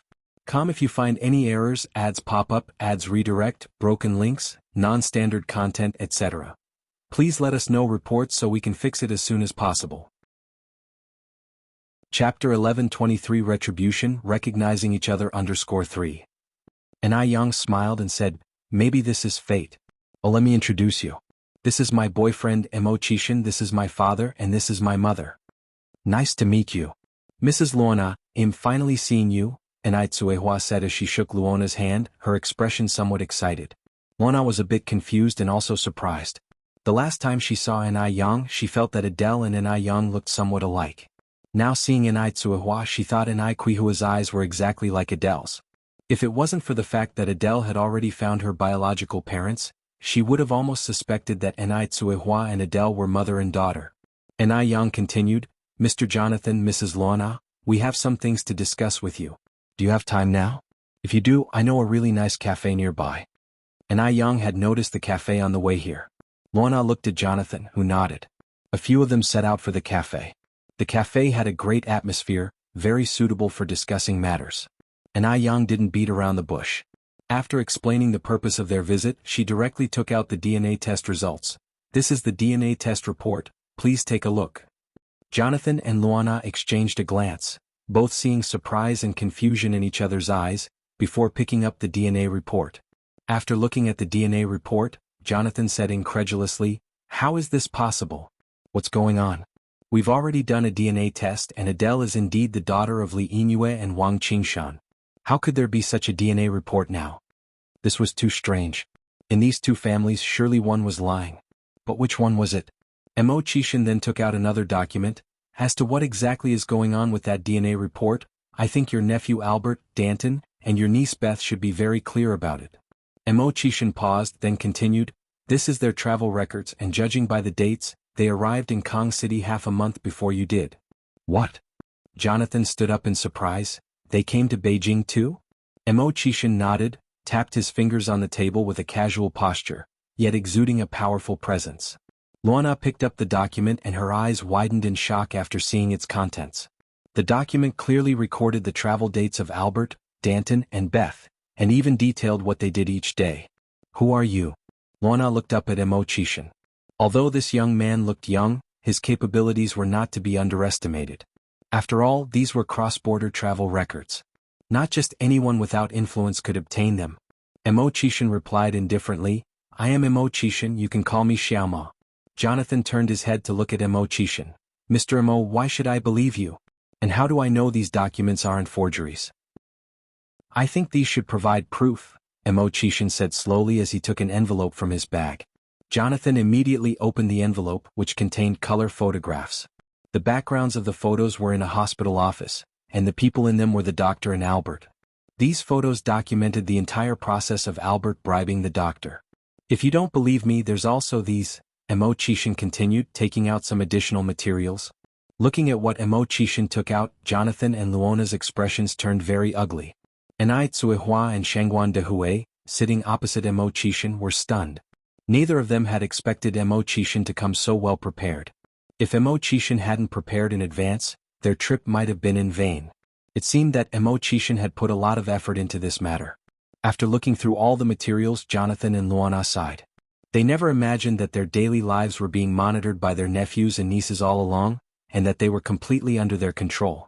Seeing the changing expressions on the faces of the two old people, Mo Chishan continued, "Do you believe me now?" We believe, Jonathan nodded. Forget the copious evidence. Even without it, just the fact that Adele so closely resembled Enai Tsuehua was enough for them to believe. Source, web novel. Com updated by Novlov. Com if you find any errors, ads pop up, ads redirect, broken links, non-standard content, etc. Please let us know reports so we can fix it as soon as possible. Chapter 11:24 Retribution, Recognizing Each Other _4. As soon as he finished speaking, Jonathan continued, "Those three bastards. I will never let them go. My wealth, they won't get a penny of it." Before this incident, Jonathan had thought about leaving some wealth to his nephew and niece, but now he doesn't even want to leave them half a penny. Mo Chishan smiled faintly. Cleaning the house can be postponed, but the top priority now is to reunite Adele with her own family. Right, you're correct, Jonathan nodded. Let's head back to the villa while we talk. Okay. The group left the cafe and headed back toward the villa. When they got back, the Wang family had already eaten. Wang Qingshan and Li Yingyue were lying on the sofa in the living room watching TV. Seeing Jonathan and Luana bring some strangers back, they said somewhat unhappily, "Why bring back just anyone? Our home is not some refugee shelter. Also, we have already eaten. You can check the kitchen to see what's there and find something to eat by yourselves." Now, Li Yingyue was not afraid of Jonathan and Luana, because she is Adele's biological mother. If Adele wanted to have a support in China, she must please them. 3 sons and a daughter of the Wang family came over from the other side, stretching out their hands asking Jonathan and Luana for money. Wang Li, seeing Enai Yang and the others, suddenly felt they looked familiar and squinting his eyes said, "Why, it's you again? How did you get in again? Weren't you told to scram? Is this a place for you to come? The ones who should scram are you." Jonathan, unable to bear it anymore, slammed the table. "What did you say?" Li Yingyue suddenly jumped up from the sofa, jumping 3 feet high, and said excitedly, "You tell us to scram? Adele is our biological daughter.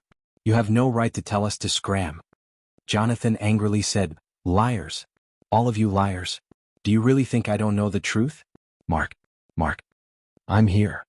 Mark ran over. Jonathan continued, "Call the police. Arrest these swindlers." Mark nodded, "Okay, please wait a moment." Mark was the butler Jonathan brought over from M country and was very loyal to Jonathan, never doubting his orders. Now Li Yingyue and Wang Qingshan were somewhat panicked. Has Jonathan gone mad? Why call the police all of a sudden? He certainly doesn't seem to be joking. What the heck is going on? Could it be that Jonathan and Luana, these two fools, really know something? How did they find out? Li Yingyue quickly said with a smile, "You're just joking with us. We're all family, why call the police?" Exactly, Wang Qingshan followed along. Jonathan didn't want to argue with them, sitting on the sofa waiting for the police to come. Seeing that Jonathan stopped speaking, Li Yingyue sighed in relief. She thought Jonathan was definitely joking. She is Adele's biological mother, how could Jonathan really call the police? The 3 sons and daughter of the Wang family did not take this matter to heart either, continuing to ask Luana for money.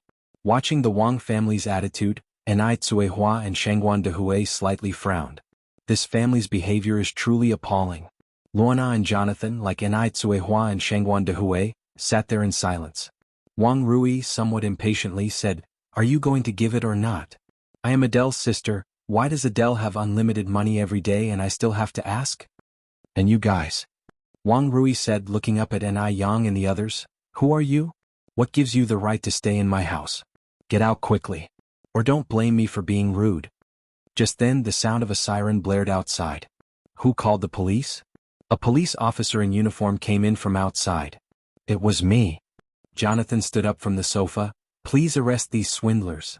Now Li Yingyue, Wang Qingshan, and their 3 sons and daughter completely panicked. "No, officer. We are not swindlers. We really aren't."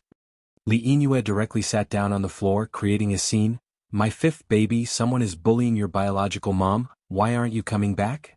But creating a scene was ineffective against the police, After understanding the facts and seeing the evidence provided by Wuxia, the family was taken to the police station. Jonathan and Luana, as victims, also went to the police station, but they arranged to meet Anai Yang again tomorrow afternoon. Source: web novel. Com updated by Novlove. Com if you find any errors, ads pop up, ads redirect, broken links, non-standard content, etc. Please let us know reports so we can fix it as soon as possible. Chapter 11:25 Retribution, Recognizing Each Other _5. The next afternoon, Anai Yang and Wuxia arrived at the villa on time. Adele had already come back. The moment she saw Adele, Anai Qihua's eyes turned red. Anai Yang was also somewhat stunned, as Adele and Anai Tsuehua resembled each other at least 50%. Luana personally introduced Adele. Adele, this is your biological mother, this is your mother's second husband, this is your sister Anai Yang, and this is your sister's boyfriend Wuxia. After these days spent with the Wang family, Adele felt a bit resistant towards her family members. She feared that these family members would be as insatiable and greedy as the Wang family.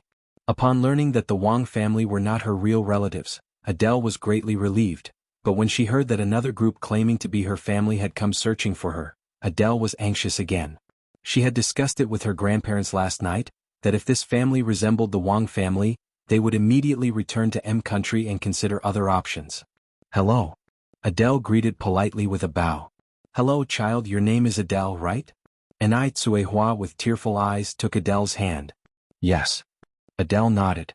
Child, I thought I would never see you in my lifetime. After Wu Yanyan's matter, Anai Tsuehua had been very sad and distressed, feeling guilty that she hadn't protected her daughters well, and now being able to reunite with her third daughter, Anai Tsuehua was truly very happy. Very happy. Mom, don't be sad, we found our youngest sister now, haven't we? Anai Yang came over, gently comforting Anai Tsuehua, then extended her hand to Adele. Hello Adele, I am your oldest sister. Oldest sister? Adele puzzled for a moment, then shook hands with Anai Yang. Kinship is a very strange thing. Although it was their first meeting, Adele felt a sense of closeness to Anai Yang. Adele, this is our dad, Anai Yang continued. Dad. For the first time in her life, Adele uttered these two words. It felt very foreign yet also very novel. Child. Shengguan Dehue reached out to embrace Adele. After the brief recognition, Adele continued, Mom, can you tell me some stories about my childhood? For example, why was I sent to the orphanage? Having been educated in the West from a young age, Adele digested matters relatively quickly and harbored no resentment against her biological parents, hence she adapted very quickly. Anai Tsuehua tearfully narrated their past. In fact, every time she talked about the past she was in immense pain. Those scars that had barely healed were now bleeding anew. Fortunately, she had found her third daughter. Listening to the tale, Adele, along with Jonathan and Luana, all furrowed their brows, their eyes slightly red. None of them could have imagined the kind of story hidden behind Anai Tsuehua. Adele, I'm sorry, it's Mom's fault for not protecting you well. I'm sorry. Anai Tsuehua knelt in front of Adele. Please get up, it's all in the past, there's no use blaming yourself now. Adele helped Anai Tsuehua to stand up. We must also thank you both. If it weren't for you raising Adele into adulthood, she wouldn't have her life today. Shengguan Dehue and Anai Tsuehua bowed to Jonathan and Luana. The next day Jonathan, Luana, and Adele followed them back to Beijing. Ever since Anai Tsuehua and the others had left, Zheng Leoi and Zheng Laotai had been eagerly awaiting their return, finally managing to look forward to welcoming them back. After receiving their call about coming back, the three elderly people, along with Zhao Yu and little Anai Yun, eagerly waited at the entrance of the village. Finally, at 12 o'clock sharp in the afternoon, they welcomed everyone back. Adele affectionately addressed them as Grandpa, Grandma, and Grandma. Seeing that Adele was indeed different from Wu Yinyun, Zheng Leoi and Zheng Laotai were very happy. Anai Yang then introduced Zhao Yu and little Anai Yun to Adele. This is our youngest sister Anai Yun, you can call her little Yun Yun. This is my goddaughter Zhao Yu, her nickname is Duo Duo, you can call her Duo Duo. Zhao Yu skillfully said, Hello, third aunt. Your great-nephew greets you. Adele, not understanding the concept of a goddaughter, exclaimed in surprise, Sister, your daughter is already this big? Source, web novel. Com updated by Novlove. Com if you find any errors, ads pop up, ads redirect, broken links, non-standard content, etc. Please let us know reports so we can fix it as soon as possible. Chapter 11:26 Retribution, recognizing each other _6. And I Yang nodded in all seriousness. Oh my gosh. Adele covered her mouth tightly. This is just too incredible. Little In I Yun looked up at Adele. Are you my third sister? Oh my gosh. Little Yun Yun, you are really so cute. Adele bent down and picked up Little In I Yun. Little In I Yun was another sweet talker, and she also knew a little bit of simple English. She made Adele very happy in no time at all. So far, Adele was fairly satisfied with her family, just wondering if anything would change in the future. After all, the Wang family had been very nice to her at first too. Entering the Ni family's small courtyard, Adele couldn't help but exclaim in surprise. Because the courtyard was really so beautiful. She had never seen such retro architecture before, and those 2 rose walls in full bloom were also very pretty. Jonathan and Luana were also full of amazement. Once inside the house, old Mrs. Shangguan brought out the food that had been prepared in advance to welcome them. Everyone had been riding in the car since morning, hardly eating anything in between, so now that there was delicious food, everyone ate with great gusto. Oh my gosh. This steak is so delicious. And this soup is really good too. Back in Kong City, they had never had such tasty Chinese food. After the meal, Anai Tsuehua handed Luana a passbook.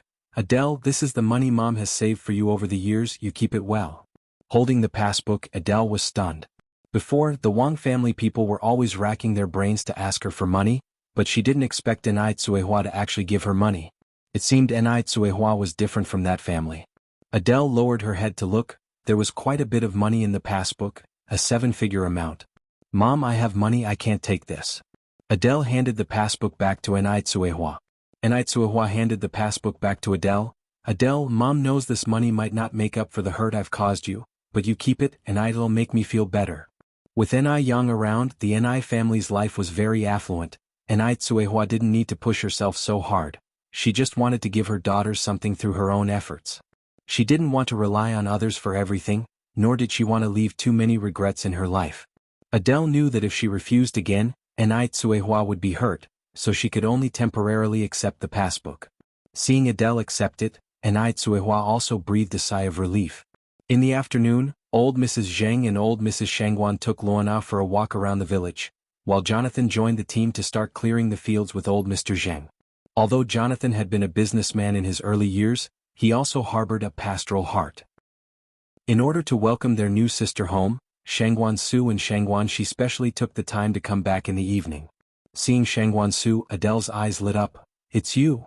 Adele remembered Shangguan Su, but Shangguan Su was a little forgetful about her. Who are you? Adele continued. It's me. I'm Adele. Back at Tiananmen you helped me catch a pickpocket. With that said, Shangguan Su remembered. Oh, it's you. Wait, you wouldn't happen to be my third sister, would you? Anai Yang said with a smile. Big brother, you and Adele already know each other? Shangguan Su nodded. She really is our third sister? Anai Yang continued. Adele, this is our eldest brother, Shangguan Su. Adele probably knew a bit about Shangguan Zu's situation and that he was a child brought over by Shangguan Dehui, with no blood relation to herself. Big brother, hello. Adele was very happy to see Shangguan Su again. Adele, this is Sister Xiaoxi. Anai Yang continued the introduction. Sister Xiaoxi. Shangguan, she didn't expect this new little sister to be so enthusiastic and said with a smile, Hello, little third sister. Call me Adele, Sister Xiaoxi, Adele added. I find it more intimate that way. In the evening, Anai Yang personally cooked, and together with Mo Qishan, the whole family had a lively reunion dinner. After the meal, Anai Yang walked Mo Qishan back. Yang, does this mean I can finish the probation period now? Mo Qishan asked. Anai Yang chuckled and nodded, the dimples at the corners of her mouth showing. I hereby announce that Mr. Mo Qishan has officially completed the probation period and is directly made permanent. That's great. Mo Qishan, thrilled, picked up Anai Yang and spun her around several times. Wife, I really love you so much. The bright moonlight cast a mysterious veil over the two. After a moment, Mo Qishan let go of Anai Yang. Wife, when can we get our marriage certificate? Anai Yang pondered. We'll still have to wait a bit for that. Sister Xiaoxi is about to get married, how long do you want me to wait? Shangguan Shi and Wu Qinjun were already officially together, and the parents from both sides had met. All that was left was a wedding. Let's talk about it after Sister Xiaoxi gets married, Anai Yang said with a smile. Mo Qishan added, I heard from Mom today that they're going to set a date for the wedding soon. Really? Anai Yang raised her eyebrows slightly. What do you think? Emo Chishan also raised his eyebrows. After sending Emo Chishan back, Anai Yang specially went to ask Anai Tsuehua about it. Anai Tsuehua nodded. Yes, Xiaoxi is not young anymore and we know Qinjun well, so your dad and grandma think it's better to settle this matter soon. Now that Adele had been found too, it was truly a double blessing, and Anai Tsuehua was genuinely very happy. In less than 2 days, the news of Anai Yang finding her biological sister had spread throughout the whole village. Wu Yinyun, who had been depressed at home, also heard about it. But she didn't believe it was true. She couldn't believe that a child who had been abandoned would forgive the perpetrator. Unless that child was someone greedy for wealth and benefits. Wu Yinyun was getting restless and wanted to see for herself, so she went out into the streets. She happened to encounter Anai Yang and Mo Chishan, and Shangguan Su with Adele having fun on the street. The short-haired girl should be Anai Yang's little third sister. She was very pretty and warmly addressed Anai Yang and Mo Chishan as sister and brother-in-law. Gradually Wu Yanyun's vision blurred. What? Why was everyone else so happy while she was in so much pain? Wu Yinyun clenched the tree trunk tightly, her knuckles turning slightly white from the force. Source: web novel. Com updated by Novlov. Com if you find any errors, ads pop up, ads redirect, broken links, non-standard content, etc. Please let us know reports so we can fix it as soon as possible. Chapter 11:27 May you gather much, this thing makes one miss it the most. Adele is very beautiful, her eyes as if they could speak. There was a time when she also had a pair of equally beautiful eyes. Now what? She didn't know when it started, but she had turned into this neither human nor ghost figure. Her great youth and bright future were all ruined by Anai Yang and the Anai family. If it were not for Anai Yang and the Anai family, she would definitely not have ended up like this. It's all their fault. In her childhood they abandoned her. When she grew up they personally destroyed her. Wu Yanyun's shoulders shook violently, devastated by grief. She didn't understand why did Adele so easily forgive the Anai family and Anai Yang. Can abandonment also be forgiven? Is Adele eyeing the Anai family's wealth? After all, the Anai family is extremely wealthy. Wasn't it Anai Yang, after all, who coveted the Anai family's wealth and thus concealed her true identity for so long? If Adele isn't after the Anai family's wealth, then she must have been deceived by Anai Yang. No, she can't let Adele be deceived by them. Why should she be the only one suffering so much? No way, she must expose the true nature of the Anai family in front of Adele. Wu Yinyun narrowed her eyes. Although Adele had passed through Beijing when she went to Kong City last time, she was in a hurry and only visited Tiananmen and the Great Wall. This time, Anai Yang and Mo Chishan took her to Wangfujing and Nanluoguxiang. Nanluoguxiang is the oldest street in Beijing, where you can see many ancient buildings that are magnificent and awe-inspiring. Standing at the entrance of an alley in Nanluoguxiang, Anai Yang set the camera to automatic mode. How about the four of us take a photo together? Yes. Adele nodded eagerly. During the photo, Adele naturally stood next to Shangguan Su and hooked his arm, a radiant smile blooming on her lips. Westerners are generally more open and Shangguan Su didn't think too much of it. However, Anai Yang noticed Adele's little scheme. Every young girl experiences the blossoming of first love. Shangguan Su was handsome and had previously played the hero to save the beauty, so it was normal for Adele to fancy Shangguan Su. Let's split up for now, Mo and I will go this way. Brother, you take Adele that way and we'll meet up for dinner at Gus Tianxiang, how about that? Anai Yang suggested. Hearing this, Adele was ecstatic. She almost shouted, long live sister. Yes. Mo Chishan sensed the trickery at play, took Anai Yang's hand and said, then Anai Yang and I will head this way. Then we'll go this way. Adele pulled Shangguan Su towards the other direction. This was Adele's first time seriously shopping, and she curiously inspected everything she saw. Before long, Shangguan Zu's hands were full of little trinkets. Folk art candy, candied hawthorn, donkey rolls, AI wo-wo? What's that over there? It looks so tasty. Adele approached a stall, swallowing her saliva. That's doji, a specialty of Beijing not found elsewhere. It's quite an acquired taste, not everyone appreciates it, Shangguan Su said. Why? Adele was curious. Doji is fermented, with a very unique and somewhat strange taste, so not everyone likes it. Many outsiders can't even swallow a mouthful of doji. But I see them enjoying it.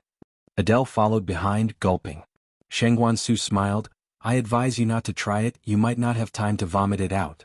However, due to curiosity, the more Shangguan Su said that, the more Adele wanted to try.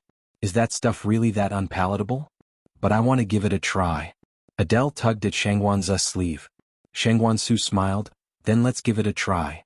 The two sat down at the stall, ordered 2 portions of doji and some snacks. Due to many customers, the service was a bit slow. Under Adele's eager anticipation, the 2 portions of doji were finally brought to the table. The doji was dark green in color and smelled sour and stinky, causing Adele to reflexively cover her nose. This smell is really unique. Shangguan smiled faintly. See, I told you, doji is not for everyone. Maybe it's like stinky tofu, smells bad but tastes good. She enjoyed stinky tofu immensely, so why fear a small bowl of doji? She couldn't let Shangguan underestimate her. Source: web novel. Com updated by Novlove. Com if you find any errors, ads pop up, ads redirect, broken links, non-standard content, etc. Please let us know reports so we can fix it as soon as possible. Chapter 11:28 May you gather much. This object most evokes longing under. Adele took a big gulp of the soybean juice. This taste. It's indescribably unique. How should I describe it? It feels like drinking a bowl of sour, spoiled dishwater. Shangguan kicked the trash bin over to Adele's side. If you're not used to it, just spit it out. No need to force yourself. Spit it out? She wouldn't do that. If Shangguan can drink it, why can't she? Adele swallowed the soybean juice in her mouth and gave a thumbs up. Delicious. Really? For real? Shangguan was somewhat incredulous. You can get used to this taste? Yes. It's really good. Adele picked up the remaining soybean juice and finished it in one go. As she drank, her taste buds became numb. She drank too quickly and couldn't help coughing. Take it easy, don't choke. Shangguan stood up and gently patted her back. All done. Adele put the empty bowl on the table. Do you want another bowl? Shangguan asked. Adele quickly waved her hands. No, just one bowl is filling enough for me. Shangguan said with some surprise. I didn't expect you to get used to the taste of soybean juice. Many of my colleagues from other places can't stand it. Adele said with a smile. I'm not picky. I'm easy to please. After finishing the soybean juice, the 2 of them went to other places to have fun. At noon, the 4 of them assembled at the entrance of National Beauty. It was Adele's first time at National Beauty, and as soon as she entered, she was amazed. Oh my God. Is this a place to eat? It's so beautiful. What kind of clothes are they wearing? Anai Yang explained, these are Hanfu, the traditional attire of the Han nationality. I want to wear it too. Anai Yang said with a smile, he'll give you a set when we go back home. Really? Adele looked at Anai Yang with surprise. Really? Anai Yang nodded. You're the best sister. Adele excitedly hugged Anai Yang's arm. The 4 of them went up to the 3rd floor of National Beauty, and Adele was once again full of emotion at the stunning view of the 3rd floor. Actually, before returning to China, her impression of the country could be summed up in 3 words. Dirty, chaotic, broken. After returning to China, she realized what the substance of a country was. A country with profound cultural heritage, no matter how battered by storms, war and smoke, stands tall, endlessly charming. This spirit, this substance is something that Western countries don't have. Anai Yang ordered a lot of dishes. First came the pre-meal desserts. Exquisite mousse cakes, delicious double-skin milk, and refreshing sugarcane and pomelo dessert. Adele enjoyed them immensely, having never eaten such delicious desserts before. After the desserts, the main dishes started to come out. Not only were these dishes tasty, but the presentation and plating were top-notch. Sister, can I come here to eat again tomorrow? After eating, Adele asked somewhat reluctantly. Although the meals at the Anai family's home were also delicious, the limited kitchen tools at home couldn't make such delectable desserts. Every girl loves desserts, and Adele is no exception. Anai Yang nodded. Sure, but I might not have time to join you tomorrow. They'll give you the membership card and you can ask someone else in the family to come with you. Having a car at home, it was quite convenient for Adele if she wanted to come. Okay, no problem. After the meal, Anai Yang and Mo Chishan went to watch a movie. Adele still followed behind Shangguan. She really liked Shangguan so much that even doing nothing, just standing by his side, felt incredibly satisfying. The next day, Adele hitched a ride with Shangguan into town. Originally, she wanted to bring Jonathan and Luana with her, but recently Jonathan got fascinated with gardening. Luana along with Madame Shangguan and Mrs. Jing got hooked on playing mahjong, setting up their stools under the big banyan tree at the village entrance whenever they were free. Zhao Yu had classes at the training center and little Anai Yun was too young, so she had to come by herself. Shang Guansu was somewhat concerned about her being alone. Adele, did you bring your pager? Adele nodded, pulling out the pager. I have it. Shang Guansu continued, if you can't find the way or run into any trouble later, remember to beep me. Okay, Adele continued nodding. After discussing a few things, Shang Guansu drove off to the bank, leaving Adele to stroll the streets by herself, planning to finish her walk and then go to National Beauty for a meal before going home. Source: web novel. Com updated by Novlove. Com if you find any errors, ads pop up, ads redirect, broken links, non-standard content, etc. Please let us know reports so we can fix it as soon as possible. Chapter 1129 May you gather much. This object most evokes longing. Underscore 3. Wu Yinyun was worrying about not finding a chance to meet Adele alone, but unexpectedly she ran into her on the street today. Wu Yinyun was very happy, ready to seize this opportunity to reveal the true faces of the Ni family in front of Adele. She lowered her head to straighten up her clothing before approaching to start a conversation. Hello. Adele was first stunned, then she replied, hello. Wu Yinyun continued, are you Ni Yang's sister, Adele? Do you know me? Adele was surprised. Wu Yinyun smiled, there's a tea house ahead, let's go have some tea. Adele, seeing that Wu Yinyun looked pretty and didn't seem like a bad person, nodded in agreement. Upon arriving at the tea house, Wu Yinyun ordered a pot of Longjing tea. This is Longjing tea, a green tea from China, very fragrant. I bet you've never tried it before? Adele replied, I have tasted it.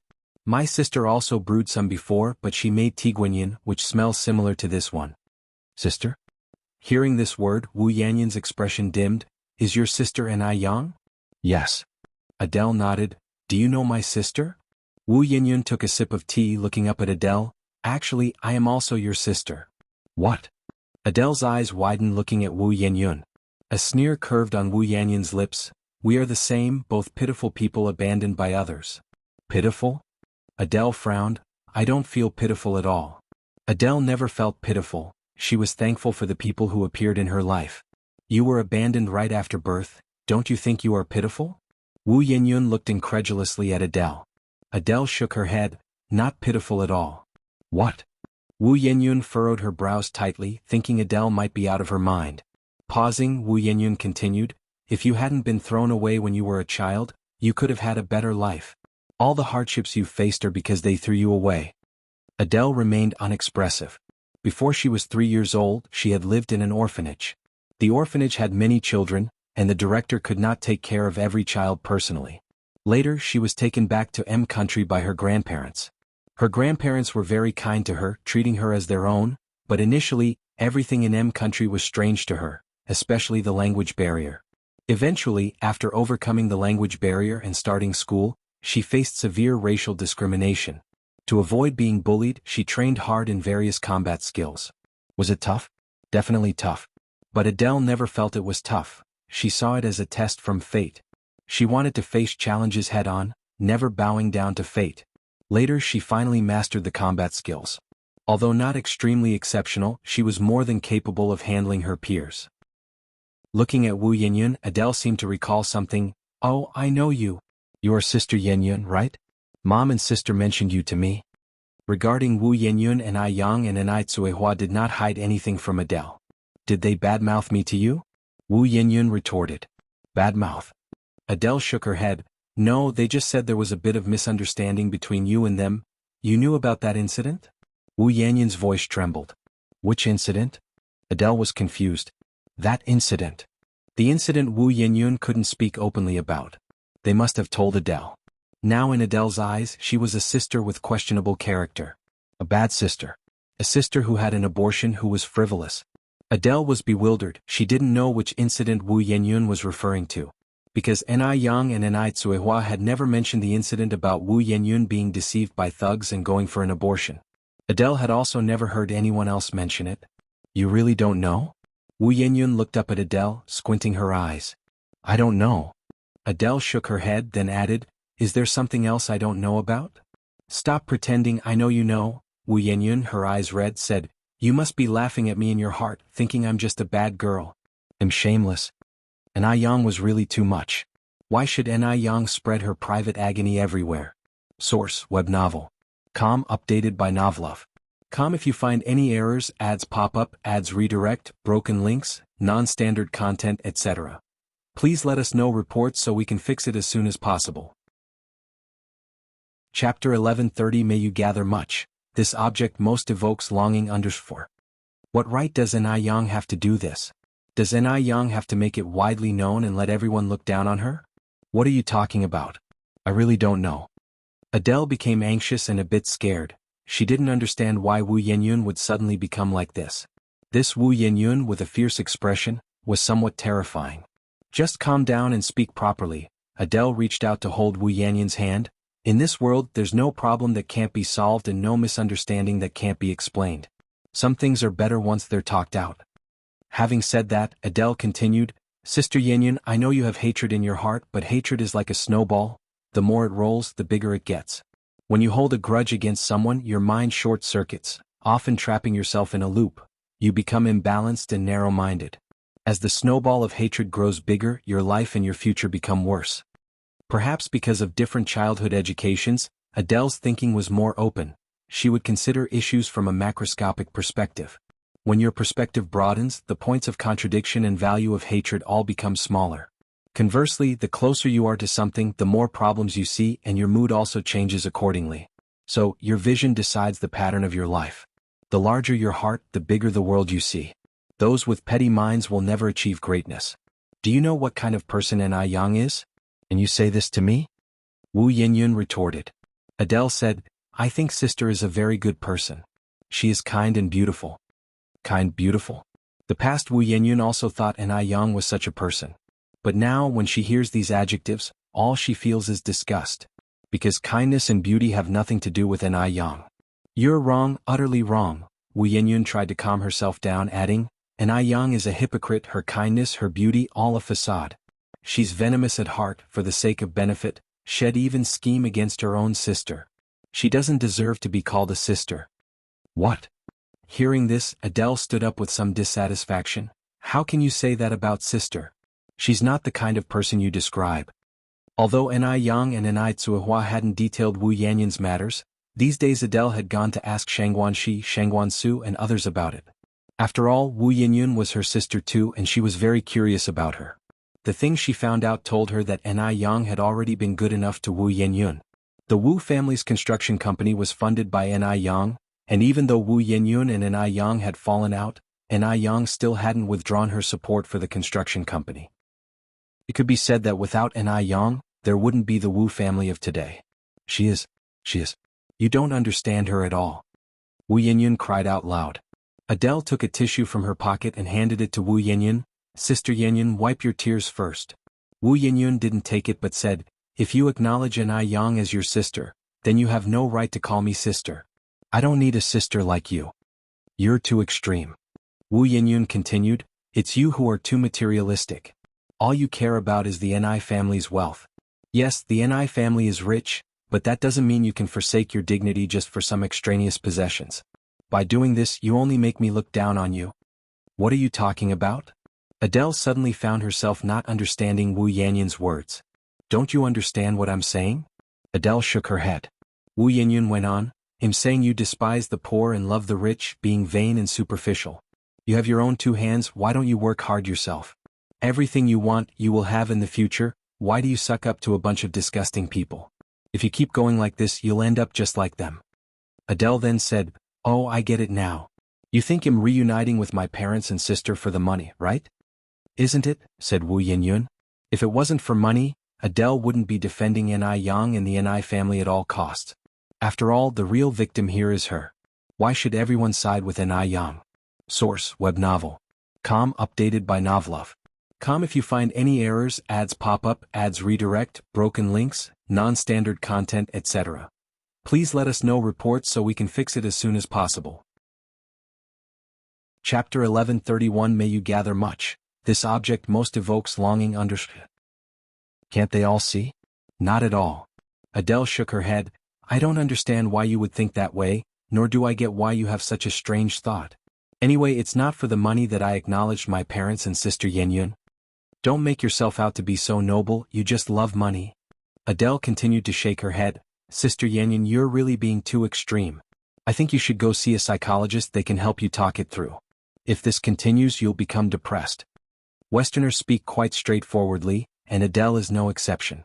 Given Wu Yanyan's current state, she really should see a psychologist. Depression is terrifying, and if severe, it can be fatal or lead to a misguided path. Psychologist? Again with the psychologist?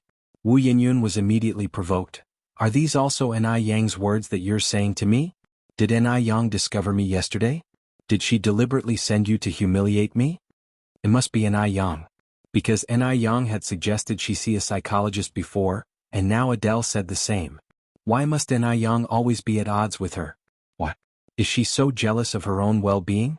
No, these are all my own words. Did I say anything incorrect? Adele was slightly bemused. Stop pretending. Wu Yanyun said angrily, none of you have experienced my pain. What right do you have to stand on a moral high ground and judge me? If it were you in my shoes, you might not be as magnanimous. Because of Ni Yang, how much suffering had she endured? Yet, she hadn't done anything to Ni Yang. She hadn't even taken a yuan from the Ni family, but they kept accusing her of wrongdoing. Where did she go wrong? Her mistake was probably coming into this world in the first place. Adele slightly frowned. Shakespeare once said that those who control their own fate stand at both ends of the balance, while those controlled by fate only know that God has given them their destiny. In fact, everyone holds their fate in their hands. Only those who don't believe in fate can live their best life. If Adele believed in fate, she would now be the second Martha, a Martha who faced violence every day. Sister Yanyan, calm down and think about whether what I said is right. I told you I'm not your sister. If you had a shred of shame or confidence, you would not call me sister anymore. Wu Yanyun suddenly stood up from the table, took out 5 yuan from her pocket, threw it on the table and walked away. She never expected that meeting Adele today would turn out this way. This Adele, for the sake of money, for wealth and honor, had abandoned her own dignity. She really had no right to be her sister. Adele watched Wu Yanyun's retreating back, speechless for a moment. Not calling wouldn't hurt. After all, her impression of this sister was extremely bad. After returning home, Adele mentioned the incident to Ni Yang. Ni Yang's reaction was flat, but Zhao Yu was very agitated. My God! This Wu Yanyun has no shame. She was astonished. Upon finishing, Zhao Yu looked at Adele and continued, Third aunt, do you want to listen to Wu Yanyun's stories? Yes. Adele nodded. If you do, come over there, I'll tell you everything, every single detail. Zhao Yu pulled Adele under the osmanthus tree in the yard. Zhao Yu told her everything about Wu Yanyun almost being sold, Wu Yanyun's bird-killing spree in a fit of rage and so on. Adele only knew that Ni Yang had funded the Wu family's construction company and helped them out of poverty. She never knew that so much else had happened in between. Looking at it this way, Wu Yanyun really went too far. Zhao Yu in tears said, Third aunt, you don't know how adorable the bird named Duo Duo was. It could speak, dance, was charming and suave, but in the end it was killed by Wu Yanyun. Sob, sob, sob.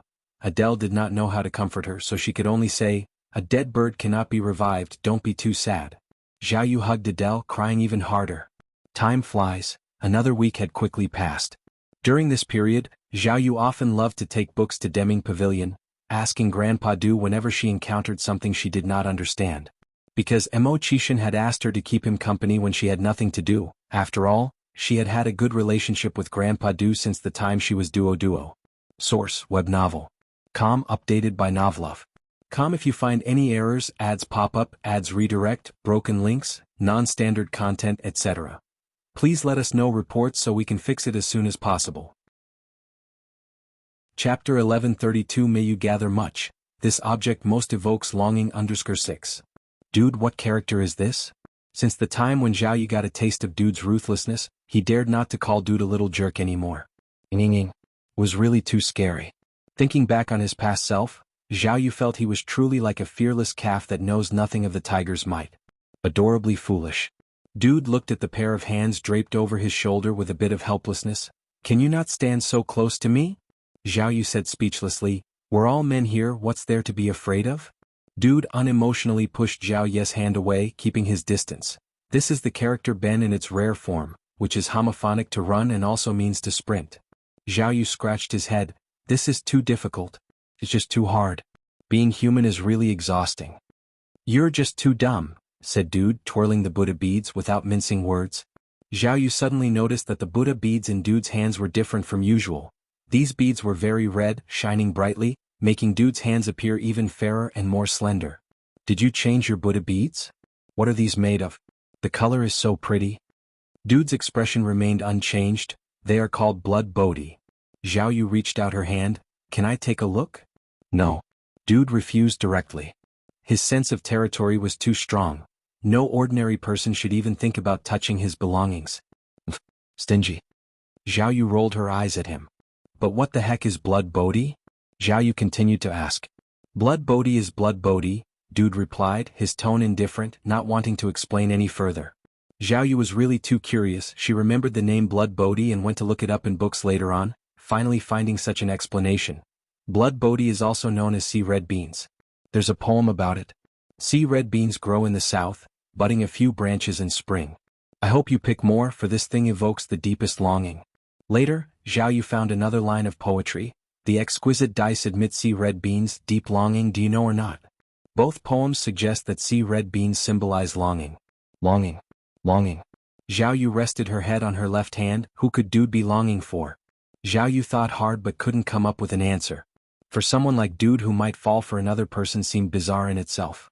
Maybe she was wrong. Perhaps Dude didn't wear the beads because they symbolized longing? Zhao Yu lifted her head to look out the window, where the moon was large and round, casting a layer of radiance over the earth, accompanied by the pleasant sound of frogs. Lulled by the frog chorus, it wasn't long before Zhao Yu drifted into dreamland. The 8th day of the 7th lunar month is a good day. Today Wu Chenjin's parents and grandparents were visiting the Ni family. The parents and elders from both sides sat together to discuss the wedding date for the two children.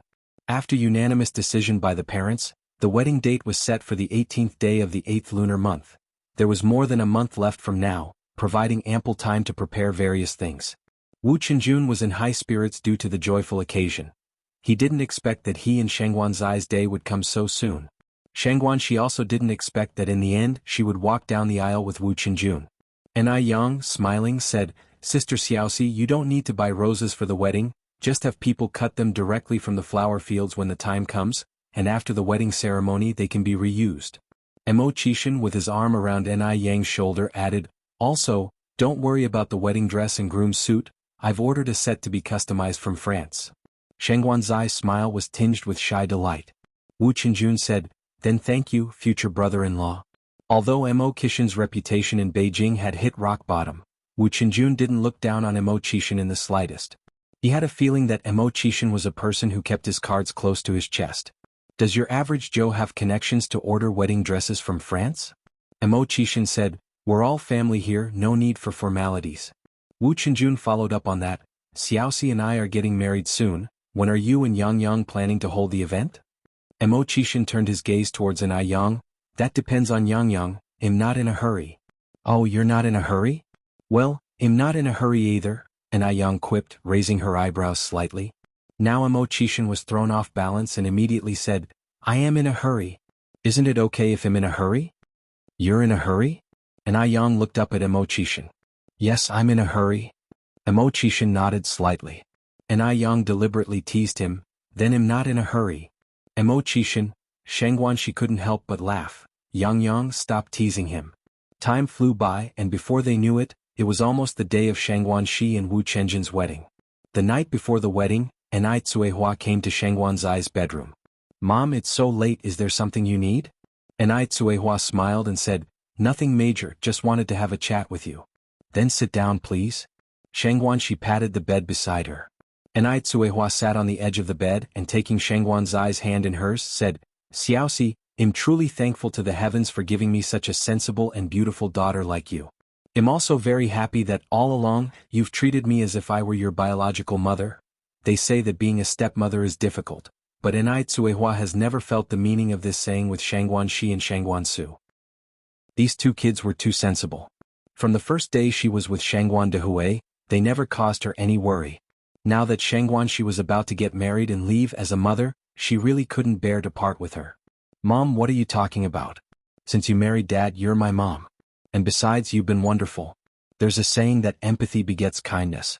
You've been good to us and it's only right that we are good to you too. Also, I want to thank you. It's your presence that's brought warmth to our home, and it's you who made my brother and I feel maternal love and the warmth of a family. Saying this, Shangguanxi reached out and hugged Enai Tsuehua. Enai Qihua's eyes reddened slightly. Xiaoxi, thank you. It's me who should be thanking you. Before Enai Tsuehua arrived, the Shangguan family was like scattered sand. The house always felt cold and icy. It was Enai Tsuehua who made this home feel more real. Silly child, don't cry. You're going to be a bride. If you cry and swell up your eyes, it won't do for putting on makeup tomorrow. Enai Tsuehua wiped away Shangguan's eyes' tears. Mom, don't cry either. Enai Tsuehua nodded. Okay, Mom won't cry. After saying that, Enai Tsuehua imparted some words about respecting her in-laws to Shangguanxi, then took out a passbook and handed it to Shangguanxi. Shangguanxi was startled. What are you doing? Enai Tsuehua said with a smile. It's just a little something from me. It's not much money, but just accept it. Mom, I can't take this. Shangguanxi refused. Shangguan Dehui had already transferred all of the Shangguan family's assets into her name. How could she take Enai Qihua's money at a time like this? Enai Tsuehua said, Xiaoxi, if you truly think of me as your mother, then keep the passbook. Shangguanxi dared not refuse any longer. Enai Tsuehua continued, no matter what, us women must stand tall and not let anyone look down on us. No need to go asking men for money. Keep this money for now, and if there's an emergency in the future, you can use it then. Although it's not a lot, it may come in handy in a pinch. Okay, Shangguanxi nodded. Saying she wasn't moved would be a lie. Source, web novel.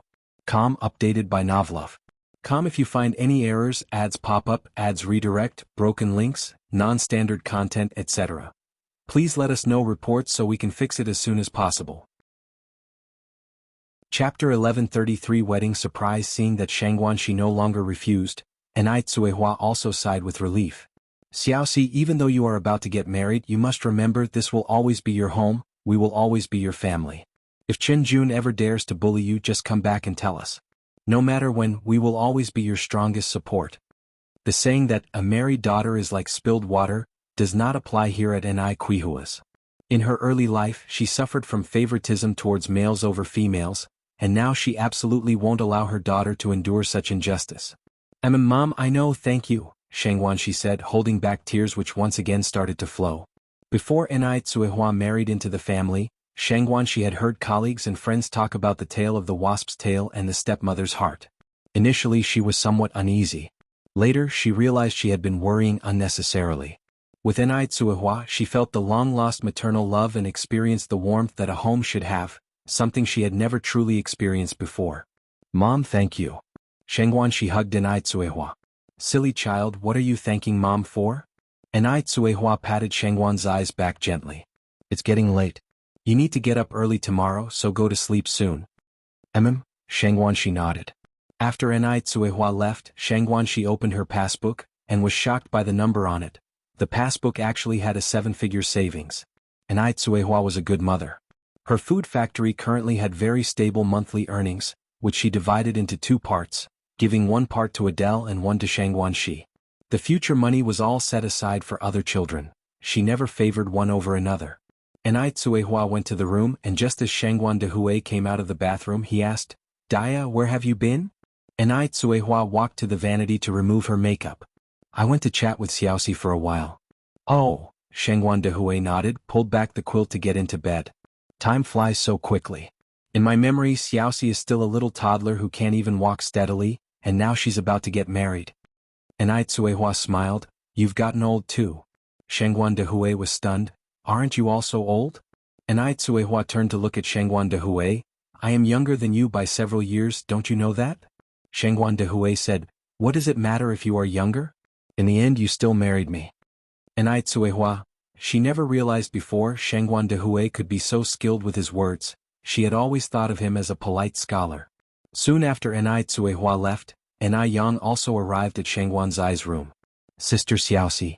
Yang, Shangguanxi sniffed and got off the bed. Enai Yang smiled. Sister Xiaoxi, you don't need to get up, you'll just sit for a bit and then leave. With that, Enai Yang continued, Sister Xiaoxi, you're going to be a bride tomorrow. How are you feeling? Are you excited? Shangguanxi gestured slightly, a little bit excited. But more than that, she was reluctant to leave this home. Enai Yang handed the gift she had prepared to Shangguanxi. Sister Xiaoxi, this is my wedding gift to you. Do you like it? Shangguanxi took the gift box, opened it and covered her mouth in surprise. Inside the box lay a complete set of diamond jewelry, shining under the light with a dazzling spectrum of colors. Yang, this gift is too precious. Shang Guanxi, being a genuine socialite, of course knew the value of the diamond set was not insignificant. Just the diamond on the necklace alone was about 5 carats. Diamonds signify eternity and are indestructible, making them a very meaningful wedding gift. Yang raised an eyebrow and countered, "Can it be more precious than the sisterly affection between you and me?" "Thank you, Yang, I really like it." "Oh, there is one more thing I forgot to bring, Sister Xiaoxi, wait for me." Before Shang Guanxi could react, Yang had already disappeared towards the doorway. Shortly after, Yang returned holding 2 red paper bags. "Sister Xiaoxi, this is also for you." "What is this?" Shang Guanxi asked. "Just open it and you'll see." Shang Guanxi opened the paper bags and was shocked again. Inside the boxes in the 2 paper bags were all gold jewelry. Gold bracelets, gold necklaces, gold earrings, all together weighing more than 20 pounds. Source: web novel. Com, updated by Novlov. Com. If you find any errors, ads pop up, ads redirect, broken links, non-standard content, etc., please let us know reports so we can fix it as soon as possible. Chapter 1134 Wedding Surprise _2. Yang continued, "Sister Xiaoxi, don't laugh at me for being tacky. Though gold isn't pretty, it has the potential to appreciate. Right now it's only a few dozen yuan per gram, but in the future, it might sell for hundreds of yuan per gram, and it holds its value much better than diamonds. In the future, the price of gold peaked at 450 yuan per gram. More than 20 kilograms of gold is also a significant fortune. By the way, I'm also giving you this house." Yang took out a property title deed. The houses Yang bought are all located in the city center, and each one in the future is worth a fortune. "Yang, I'll keep the diamond jewelry, but I can't accept anything else," Shang Guanxi refused. The gifts from Yang were really too valuable. With diamonds, gold, and houses, Shang Guanxi felt overwhelmed. "Sister Xiaoxi, if you don't want them, you'll make me think that I haven't given enough. I'm going to be angry." Yang pretended to be upset. With that, Yang took Shang Guanxi's hand. "Sister Xiaoxi, please accept them. Consider it a little gesture from me as your younger sister. It wouldn't be right for you, my older sister, to get married while I, your younger sister, didn't contribute anything at all, would it?" A generous dowry could give Shang Guanxi more confidence at her in-laws' place. Shang Guanxi didn't refuse, thinking about doubling the gifts when Yang gets married. After Yang left, Shang Guansu also came to talk to Shang Guanxi, and as a brother, his gifts were no less lavish than Yang's. Then there was Adele, who was also very generous. By the end, the 3 elders of the family also came together, and that evening Shang Guanxi received so many gifts that her hands went numb. Zhao Yu, being the poor one in the family with no savings, had recently been learning calligraphy from Master Zheng and decided to write a piece to give to Shang Guanxi. Zuoling was stunned when he heard the news of Shang Guanxi's upcoming marriage. How long had it been? How long had it been since Shang Guanxi broke up with him? How could she be marrying someone else already? Thinking of Shang Guanxi's family background and recalling his own recent hardships, Zuoling felt unbearable and went out to drown his sorrows in alcohol all night. Big Brother Zua. As Zuoling lay his head down on the table, somewhat drowsy, a gentle female voice came from above. He looked up and saw a blurry face. "Who is this?" Zuoling rubbed his eyes. "Who are you? Don't you recognize me, Big Brother Zua?" The young woman sat across from him and poured a drink. Zuoling burped. "Who are you? Do I know you?" "It's Wu Yenyun." Before Wu Yenyun had a fallout with the Ni family, she had shared a meal with Shang Guanxi and Zuoling at the same table, so she knew Zuoling and was aware that he was Shang Guanxi's ex-boyfriend. Wu Yenyun. Zuoling paused, then as if remembering something, "Oh, it's you. You're Shang Guanxi's sister. What are you doing here? Are you here to laugh at me? Get lost." Zuoling suddenly became agitated, his expression turning fierce. Wu Yenyun's smile remained unchanged. "I am Wu Yenyun, but am not Shang Guanxi's sister. I'm just like you, we both have been abandoned by others." Zuoling stood up, swaying, and pointed at Wu Yenyun. "You're not Shang Guanxi's sister, you're Yang's sister. Did your sister send you here? Is she making you come here to mock me?" Wu Yenyun's expression turned sinister in that instant. "She doesn't deserve to be my sister. And Yang doesn't deserve it. She has no right." Zuoling froze, then slapped his head hard. What's going on? He remembered those deep feelings between Yang and Wu Yenyun. When did they turn against each other? Could he be mistaken? "Wu Yenyun, what kind of game are you playing with me? Wu Yinyun kept staring at Zuoling. Big brothers were getting dumped by Shang Guanxi, marrying a fat woman instead. Aren't you very resentful? This was indeed a sore spot for Zuoling, and now it was being openly stated by Shang Guanxi, igniting rage in his heart instantly. Before Zuoling could explode, Wu Yinyun continued, Big brothers were, do you know who caused all this? It was N.I. Yang. N.I. Yang instigated the breakup between you and Shang Guanxi, and also that Li Tong. You would never guess, Li Tong is actually N.I. Yang's good friend. It was N.I. Yang who deliberately sent Li Tong to seduce you. Source, web novel. Com updated by Novlove. Com if you find any errors, ads pop up, ads redirect, broken links, non-standard content, etc. Please let us know reports so we can fix it as soon as possible. Chapter 1135 Wedding Surprise _3. If it weren't for N.I. Yang, you would be the one marrying Shang Guanxi now, and you would be the one basking in success. It's all N.I. Yang's fault. All her doing. Watching Zuoling's expression change bit by bit, Wu Yinyun continued, Big brothers Wu, do you know how great Shangguanzai's family is? Now Shangguan Dehui has handed all the Shangguan family's properties to Shangguanxi. In the future Shangguanxi will be the highest leader in the Shangguan group. If you hadn't broken up with Shangguanxi, that highest leader would have been you. It was N.I. Yang who ruined you. The last sentence was full of deep hatred. She hated N.I. Yang. She wished to see N.I. Yang's family ruined and destroyed. Why should she bear all the suffering alone? She wanted N.I. Yang to share the pain with her. N.I. Yang, that bitch. Zuoling was completely enraged, grabbing a wine bottle and hurling it to the ground. Bang, the wine bottle shattered into pieces. Indeed. If Shangguanxi hadn't broken up with him initially, all of this would have been his. All his. All right. Wu Yinyun continued to provoke Zuoling's emotions. Big brothers Wu, do you know who Shangguanxi is marrying? Who?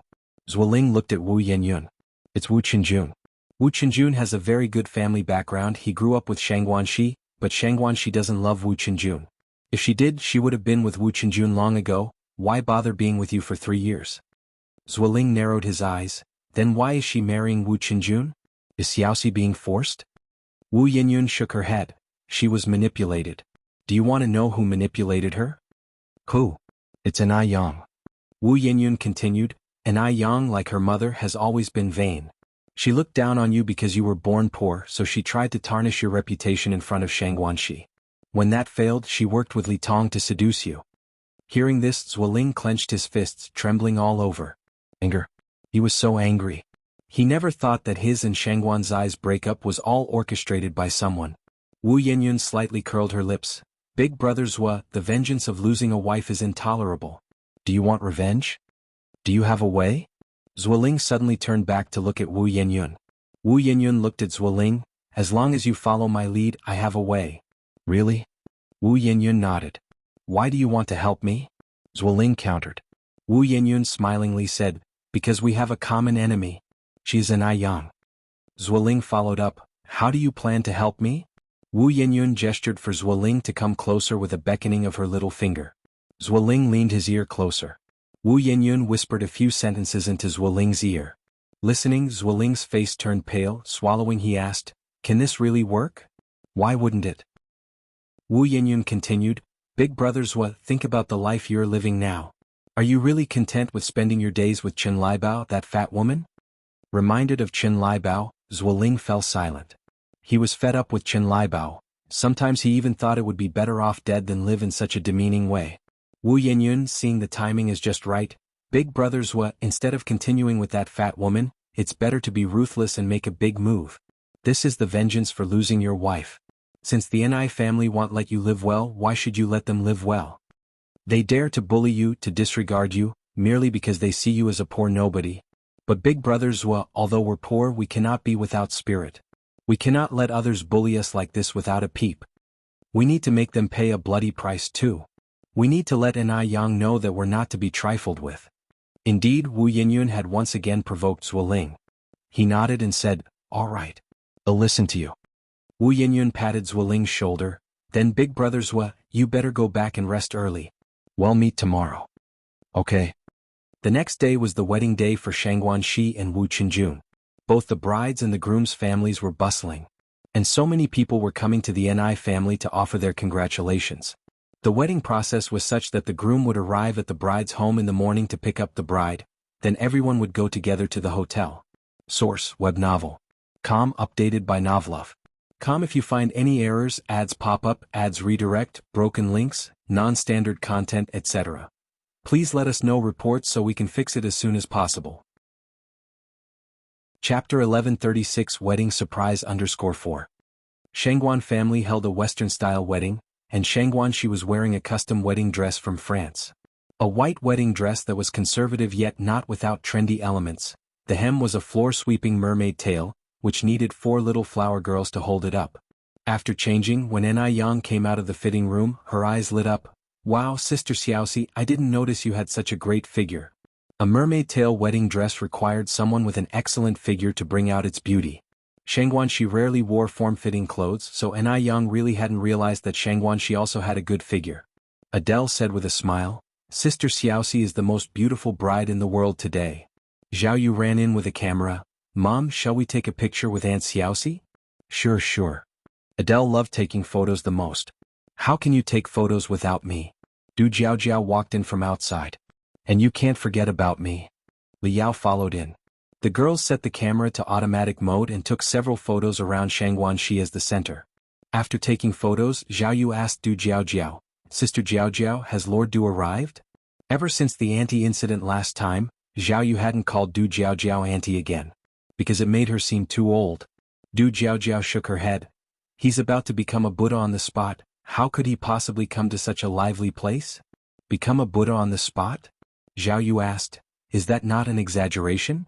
Could a person who can't let go of earthly desires become a Buddha? Keep in mind, Lord Du still wears a string of blood Bodhi beads on his hand. You haven't interacted with him much, so it's normal you don't understand. Du Jiao continued, this man is even more monk-like than a monk. Zhao Yu stuck out her tongue. Li Yao continued, by the way, whose idea was it to line the roadside with roses? It's just so romantic and beautiful. Jinghua village was never short of roses, so the main road today was lined with bright red roses on both sides. Shangguan she smiled, it was Yang Yang's idea. She was busy with my brother and Mo Qishan and several others for an entire afternoon yesterday. In summer, if roses were directly placed on the roadside, they would definitely die from the sun, so Ni Yang specially bought many glass bottles and filled them with a special potion, not only to preserve the life of the roses but also not to impact their reusability.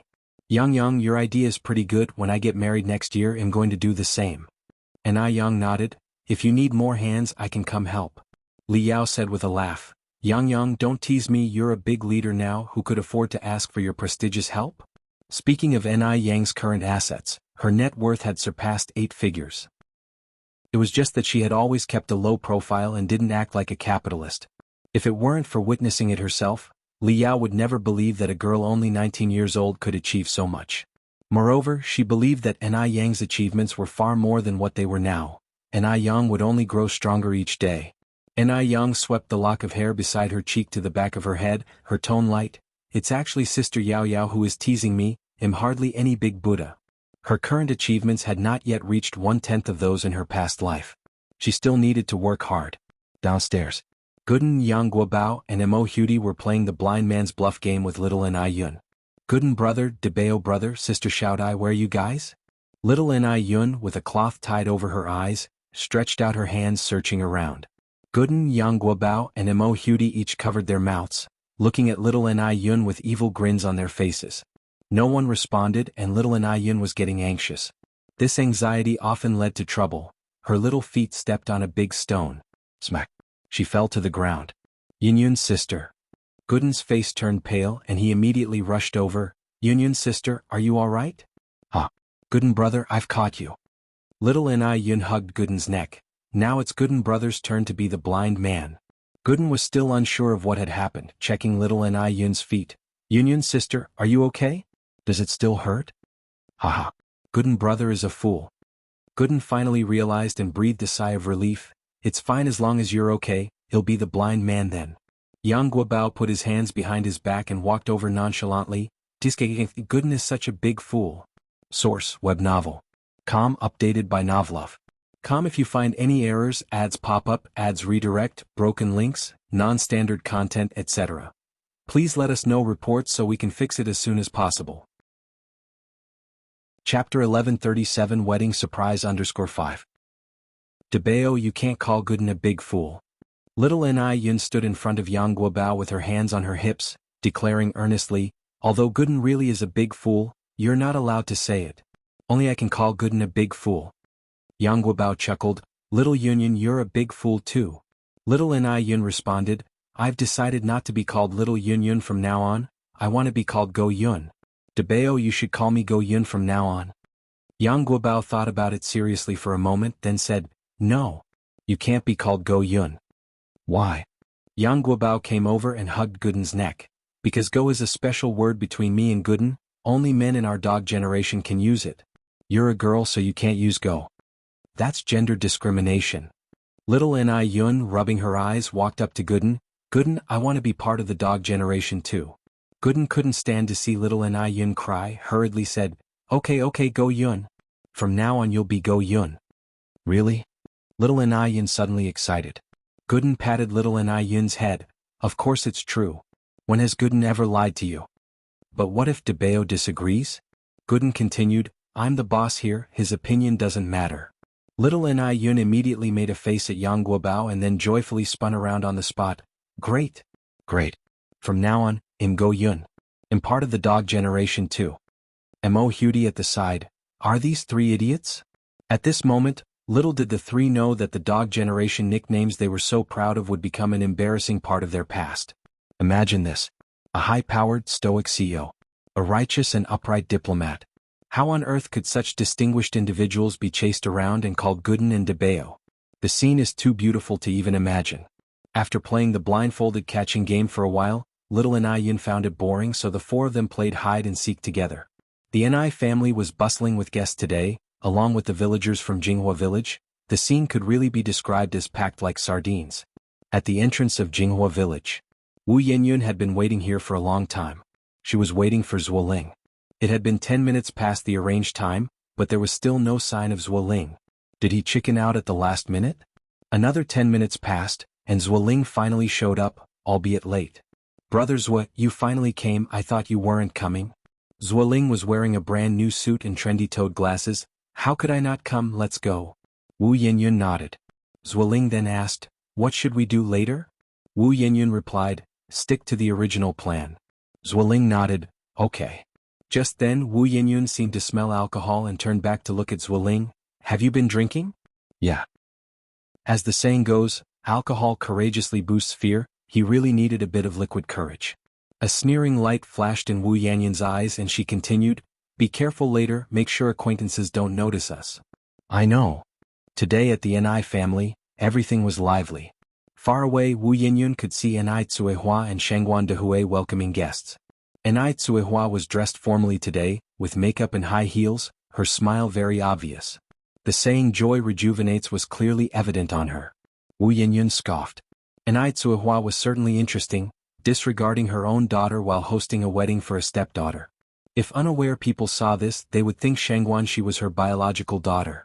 Disgusting. Hypocritical. Such a person didn't deserve happiness at all. Wu Yenyun's hand clenched tighter inside her sleeve, her sharp fingernails piercing into her palm, blood staining her nails, but Wu Yenyun seemed to feel nothing at all. As if she had lost her sense of pain. In an instant, Wu Yenyun put away the malevolence on her face and walked to the side. There Little Ni Yun was playing hide-and-seek with her friends. Little Yun, Wu Yenyun squatted in front of Little Ni Yun. Little Ni Yun paused, then excitedly said, Hey! You're Sister Yenyun. Sister, you're here too. Despite her young age and because neither the Ni family nor Zhao Yu ever spoke ill of Wu Yenyun in front of Little Ni Yun, her impression of Wu Yenyun remained as it was before. Source, web novel. Com updated by Novlove. Com if you find any errors, ads pop up, ads redirect, broken links, non-standard content, etc. Please let us know reports so we can fix it as soon as possible. Chapter 1138 Wedding Surprise _6. Wu Yenyun hated no one more than Ni Yang except for Little Ni Yun. Because Little Ni Yun was simply the darling of the family, everything she ate, wore, and used was the best and some items were even imported. Did she enjoy any of these when she was young? Starving, freezing, this was her entire childhood, and even as she grew up she still faced these hardships. Life in the Wu family has only improved recently. Since the Ni family likes little Ni Yun so much, then she'll ruin her by her own hand. This is what they owe her. What she couldn't have, no one else should have either. She will make the entire Ni family suffer endlessly. Wu Yinyun snapped out of her thoughts and nodded with a smile. Yes, Sister Yinyun is here too. By the way, little Yinyun, your second sister knows a place that's really good at hiding people. If you come with me, they definitely won't be able to find you. How about it? Okay. Little Ni Yun nodded. So easily deceived, maybe that was just her fate. Wu Yinyun sneered. Better dead and transcended early, hoping little Ni Yun won't be reborn into the Ni family in her next life. Come with me this way. Wu Yinyun led little Ni Yun to the other side. By the way, do you want some candy from second sister? Yes. Little Ni Yun's eyes lit up. Wu Yinyun handed a piece of candy to little Ni Yun. Strawberry-flavored fruit candy, also little Ni Yun's favorite. Very sweet. Second sister, you are so kind. Wu Yinyun smiled faintly. Gradually, little Ni Yun felt something was off and rubbed her eyes. Second sister, I'm so sleepy. Wu Yinyun carried little Ni Yun over to Zuoling. Brother Zhuo, let's hurry. Zuoling took little Ni Yun. Xiaoxi hasn't come out yet. I want to see what she looks like in a wedding dress. Wu Yanyun's expression turned cold. Do you want to be discovered by others? Just a glance. Wu Yanyun furrowed her brows. No. Go with me. What's there to see in a woman who has changed her heart? Don't forget, she's getting married to someone else today. Hearing this, Zuoling's expression changed. Right. Shangguanxi is going to marry someone else. What was he lingering for? He will make Shangguanxi remember this day for the rest of her life. Zuoling hardened his heart and turned around with little Ni Yun in his arms. Wu Yinyun finally breathed a sigh of relief. Upon reaching the village entrance, Wu Yinyun continued, I've got the person for you, what happens next is up to you. I'm going back. Zuoling nodded. Wu Yinyun walked a few steps, then turned back to look at Zuoling. Brother Zhuo, remember my words, don't be weak and merciful. Little Ni Yun might be young, but she's no good thing. We are ridding the people of a nuisance. I know. Wu Yinyun went on. Brother Zhuo, remember this sentence, kindness to others is cruelty to oneself. Zuoling continued nodding. After saying all this, Wu Yinyun got on the bus home. Zuoling also walked away with little Ni Yun.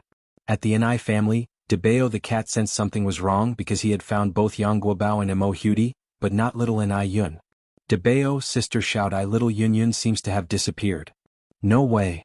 Mo Hudi was startled. He'll go upstairs and tell sister now.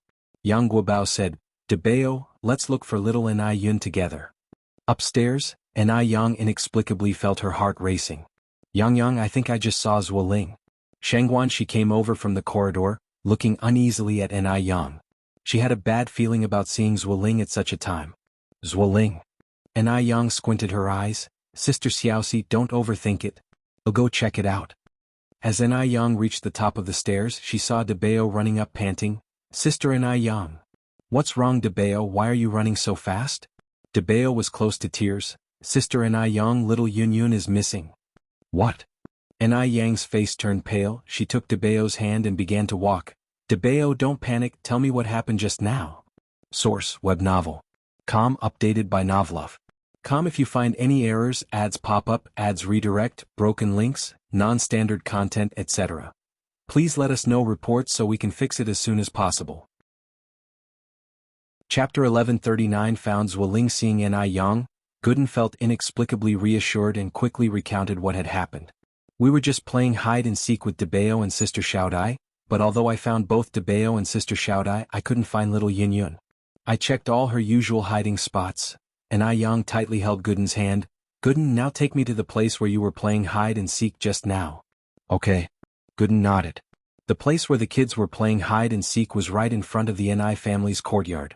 Some people were chatting away, others playing cards, all bustling with activity. When Zuoling appeared at the wedding, Ni Yang already felt that something was amiss. Now, with Gooden running over to say little Ni Yun was missing, a sense of foreboding suddenly surged in Ni Yang's heart. Could little Ni Yun's disappearance be related to Zuoling? But to little Ni Yun, Zuoling was a stranger. Little Ni Yun was always cautious and would never follow a stranger.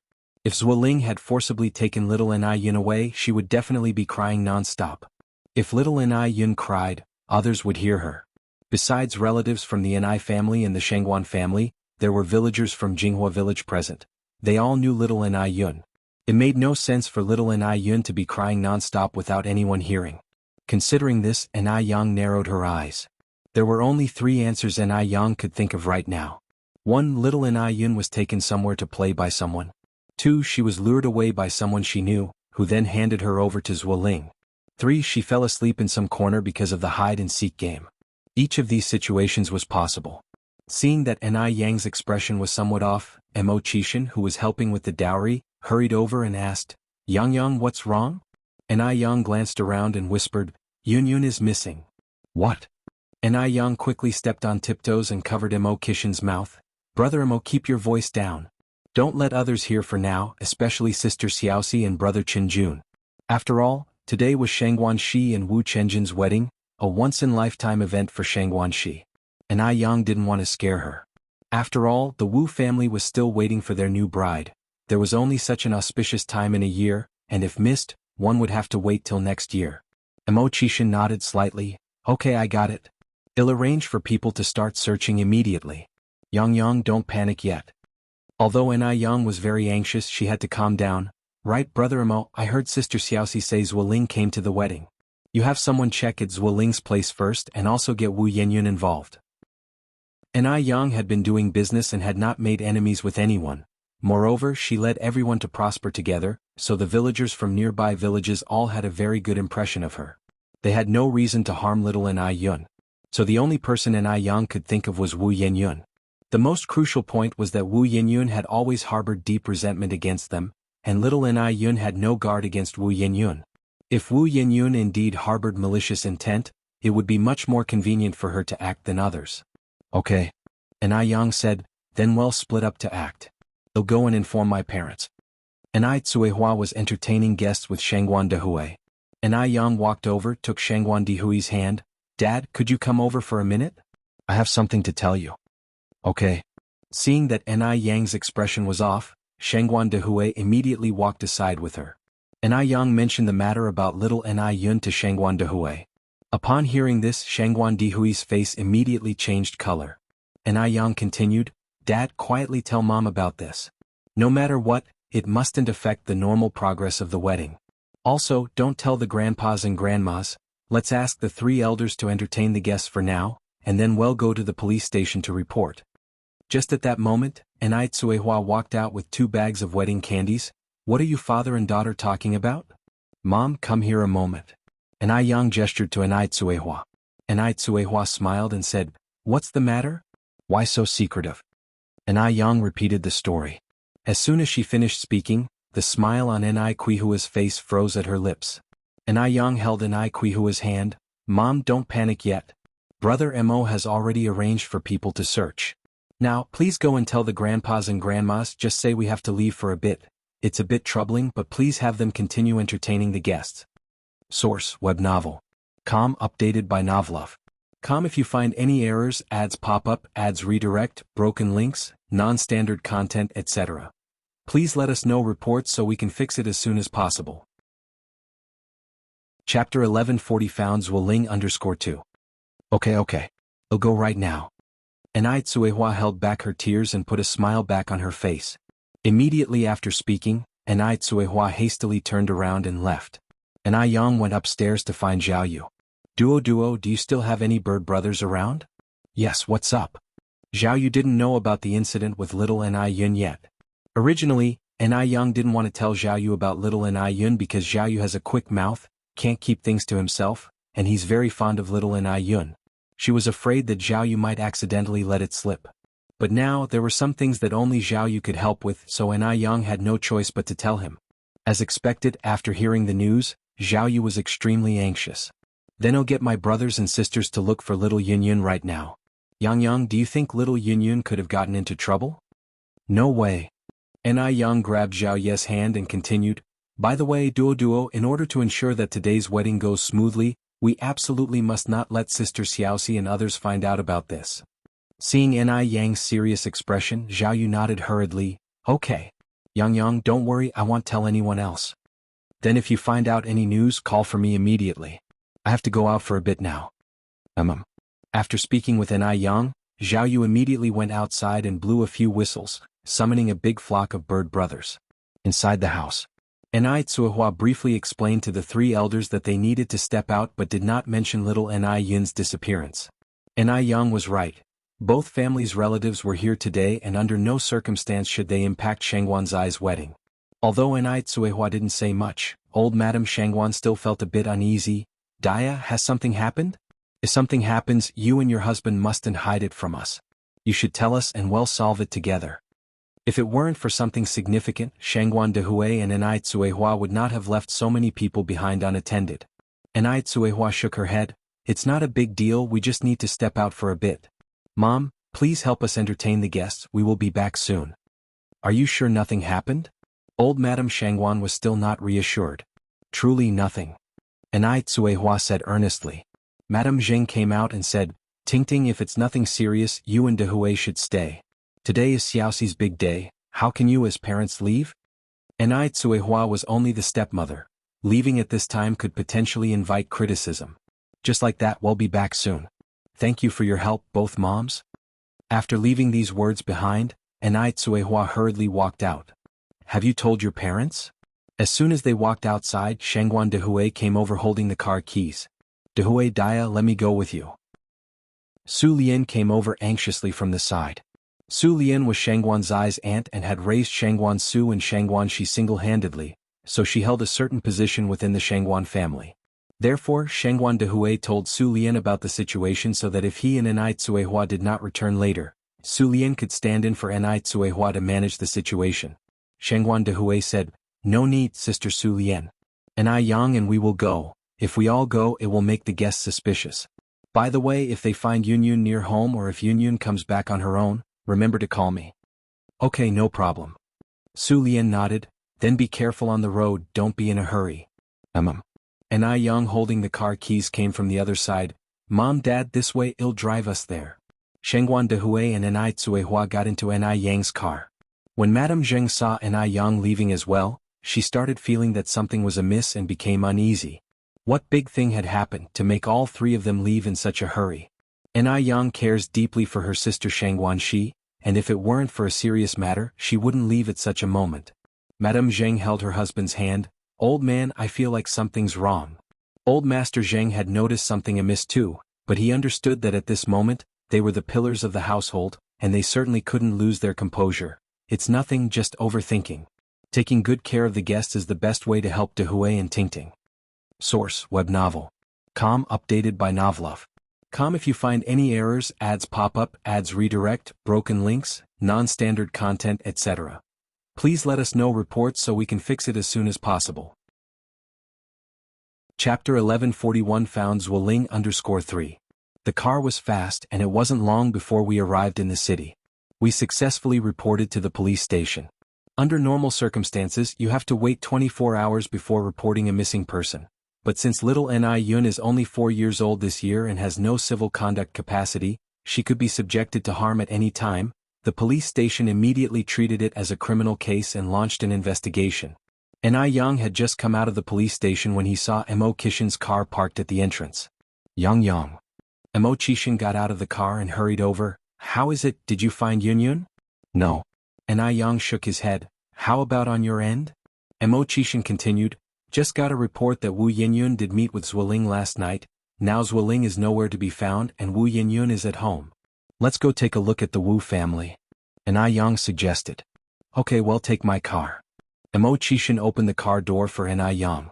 As they settled into the car, Mo Kishin continued. Yang, don't worry, I've already had someone watch all the major train stations and airports. They will report to me immediately if they spot anyone suspicious. Can we locate where Zhuoling went now? Enai Yang asked.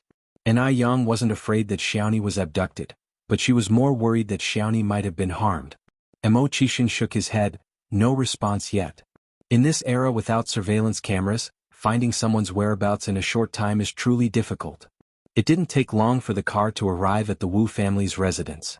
Today both Wu Jinshu and Yan Erju were at home. Seeing Enai Yang and Mo Kishin arriving, the Wu couple were very surprised. Their intuition told them something must have happened. Yang, Xiaoma, why have you come? Yan Erju and Wu Jinshu came up to ask. and Yang didn't have time to elaborate. He directly asked, "Godfather, godmother, is Yenyun at home?" At home, at home," Wu Jinshu immediately nodded. "I'll call her out for you."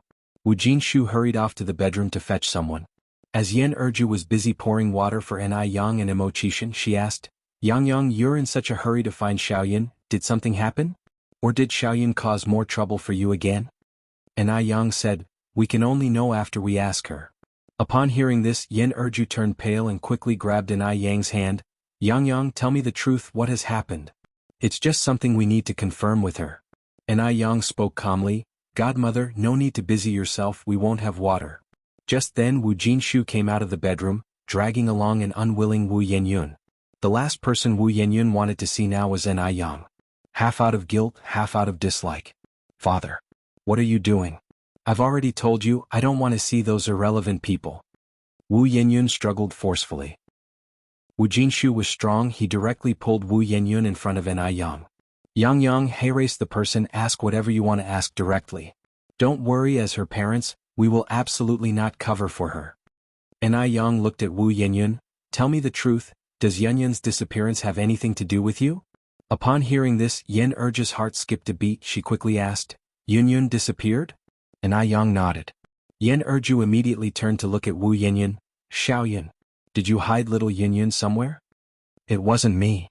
Wu Yenyun said angrily, her disappearance is her fate. What does it have to do with me? Why do you question me? Am I their nanny? Do I look after their child? This is ridiculous. This is Yun's fate. Just like how she was abandoned 18 years ago. It's because you have a previous offense. Yang stared at Wu Yenyun, pronouncing each word clearly. Would a normal person harm an innocent bird out of spite? Instantly, Wu Yenyun seemed like a different person. Her features twisted as she said, Yang. This is slander. False accusation. You are subject to legal responsibility. Are you a police officer? Do you have evidence? I'll sue you in court. Why should Yang question her with such an air of superiority? What gives her the right? Yang and she are sisters related by blood, but Yang had never treated her as a sister. Otherwise, she wouldn't be the first person Yang thought of when Yin disappeared. Why should Yang doubt her? Besides, even if it were her, what about it? Because from the beginning to the end, Yang and the family were the ones in the wrong. Source, web novel. Com, updated by Novlov. Com, if you find any errors, ads pop up, ads redirect, broken links, non-standard content, etc. Please let us know reports so we can fix it as soon as possible. Chapter 1142 found Zhuoling_4. 18 years ago, the Ni family cast her aside. Now she can likewise demand an eye for an eye from Yun. That would be fair. Yang stretched out her hand, her pale fingers gripping Wu Yenyun's chin tightly, gradually increasing the pressure. As her red lips parted slightly, she uttered, Listen. If I find out this has anything to do with you, it'll make you wish you were dead. Each word was ice cold, sending shivers down one's spine. Even Wu Jinshu and Yan Erju, who were nearby, felt a chill run through them. It was an odd sensation, considering Yang was just a girl of around 18 or 19, but she exuded the air of a seasoned superior. After saying those words, Yang let go of Wu Yenyun and turned to Emochishan. Brother Emo, let's go. Okay, Emochishan nodded. After the two of them left, Yan Erju and Wu Jinshu immediately confronted Wu Yenyun. Tell us honestly, does little Yenyun's disappearance have anything to do with you? No. Wu Yenyun screamed, How many times do I have to say it? No means no. Am I your daughter or are they your daughters? Why are you always so biased? If you dislike me now, you shouldn't have picked me up in the first place. The reason I turned out like this is all because of you. Because you didn't provide me with a good family environment. Think about all the hardships I've been through growing up. If she had grown up by Ni Kuihua's side just like Yang, she would definitely be living a better life than Yang right now. What is Yang anyway? Without the Zheng family, what would she amount to?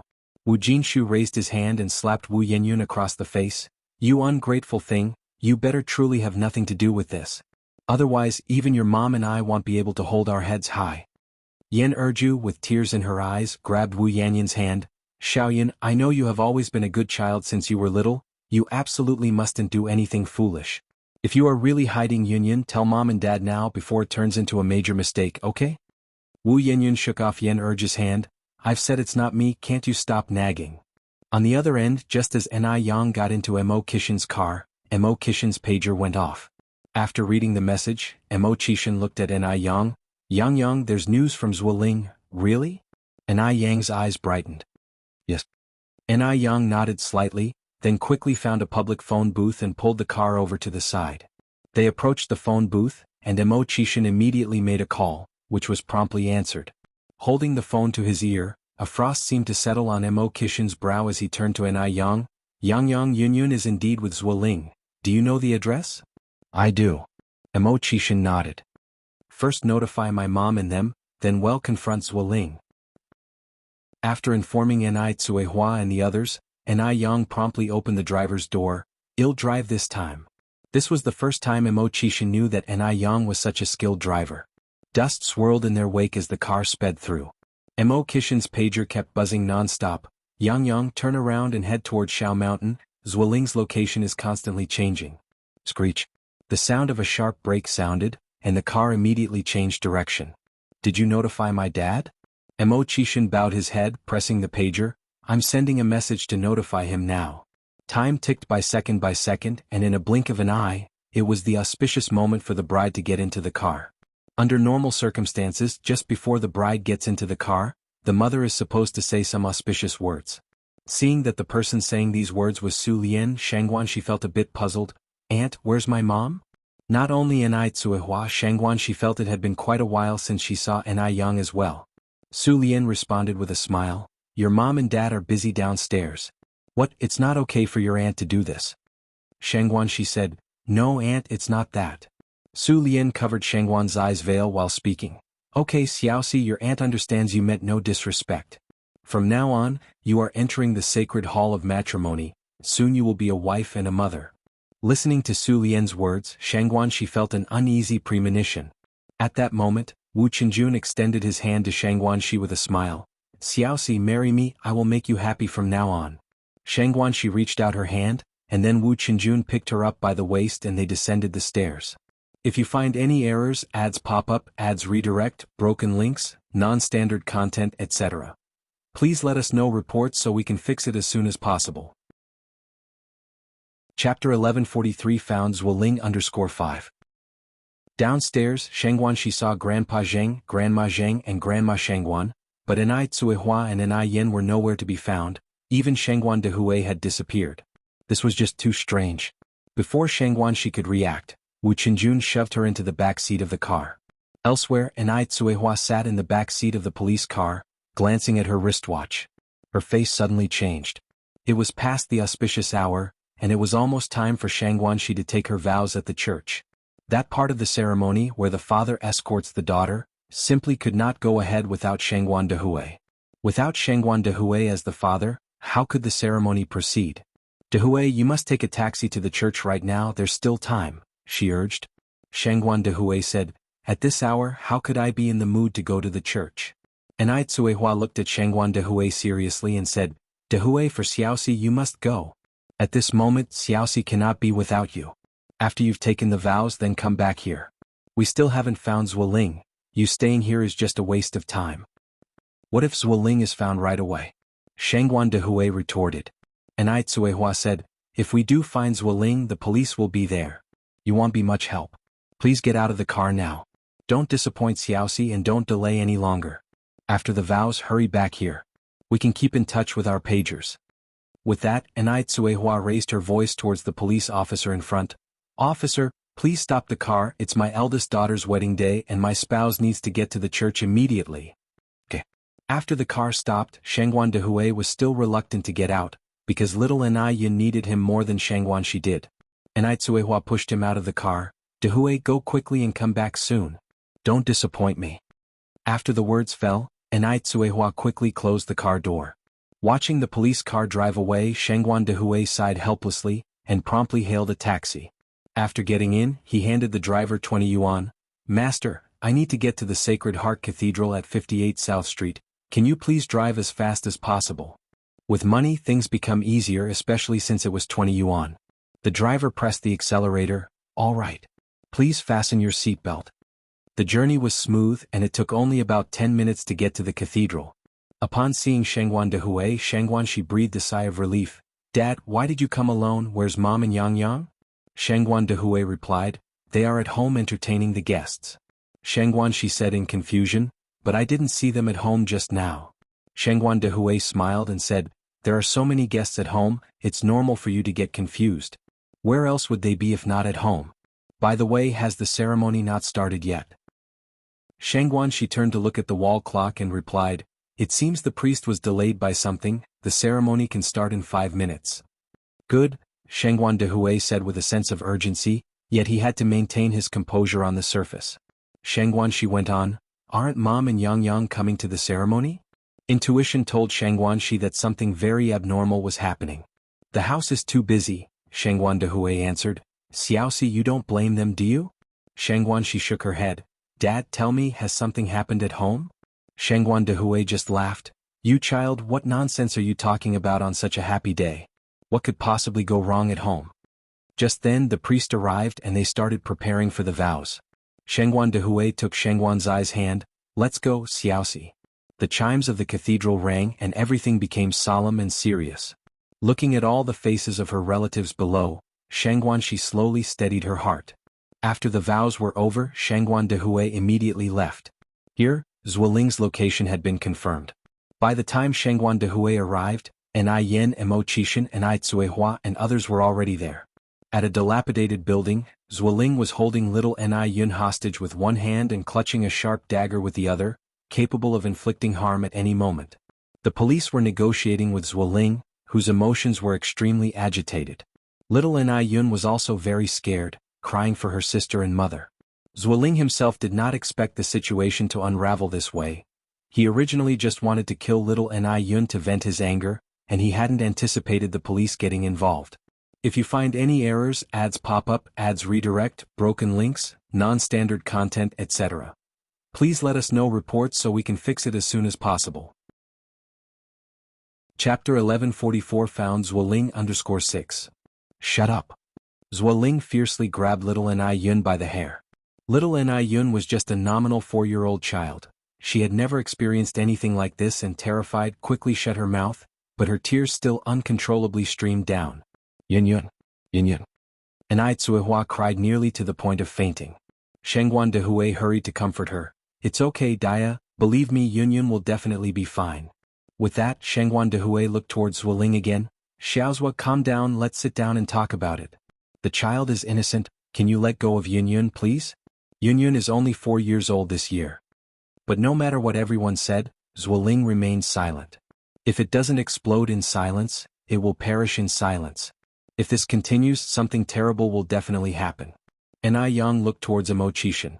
Brother Mo, have you contacted Zuoling's parents yet? Mo Qixin glanced at his wristwatch. They should be arriving soon. As soon as he finished speaking, the sound of a car engine came from outside, followed by 2 figures stumbling and tumbling in from outside. They were Zuoling's father and mother. Lingling. Silly child, what foolish thing are you doing? Quickly put that little girl down. Lingling. What are you doing? By doing this, do you still want your parents to live? Upon seeing his parents, Zuoling's expression finally softened and he cried out, Mom and Dad. I'm sorry. It's your son's fault. From now on, just pretend you never had me as your son. Sorry. He didn't want it to be this way either. He didn't even understand how things had ended up this way. By the time he realized it, things had already gone out of control. Zuoling's mother collapsed to the ground. Lingling, what's bothering you? Why do you have to do this? Mom is kneeling here begging you, please let that little girl go. On the way here, the police already told me that as long as you turn back, they won't hold you responsible. Lingling, Mom knows you're a good child, you've just been confused for a moment. Lingling. Turn back, it's safe.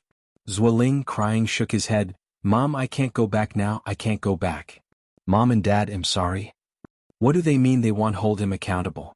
He has committed such a heinous crime, how could they possibly not hold him accountable? Did they really think he was a 3-year-old child? Would he believe such nonsense?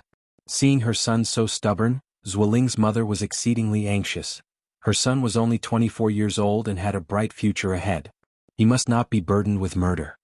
Lingling, please listen, how can you do this to your mom and dad? Lingling. Lingling, why are you doing this? Why are you doing this? Hearing this seemed to infuriate Zhueling even more. Why? Isn't it all because of that bitch N.I. Yang? If it weren't for N.I. Yang, Xiaoxi and I would not have broken up.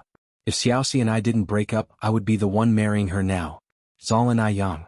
All her fault, that bitch. So I want revenge. I want her to suffer as I have. I want her to live a life worse than death.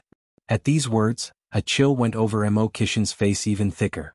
If it wasn't because little N.I. Yun was still in the hands of this scumbag Zhueling, he would have already killed him. Mo Kishin took a step forward. Zhueling, you want to marry Shangguanxi just for money. I promise you now, if you release N.I. Yun, I can immediately give you 3 million in cash plus, he'll give you a plane ticket to Y country. You can live a worry-free life for the rest of your days. 3 million. Zhueling scoffed. Just you? Mo Kishin clapped his hands lightly twice, and immediately 2 men in black suits brought a briefcase over, opening the lid to reveal neat stacks of USD inside. Everyone present was stunned. No one expected Mo Kishin to have prepared such a move. Especially Shangguan Dehui.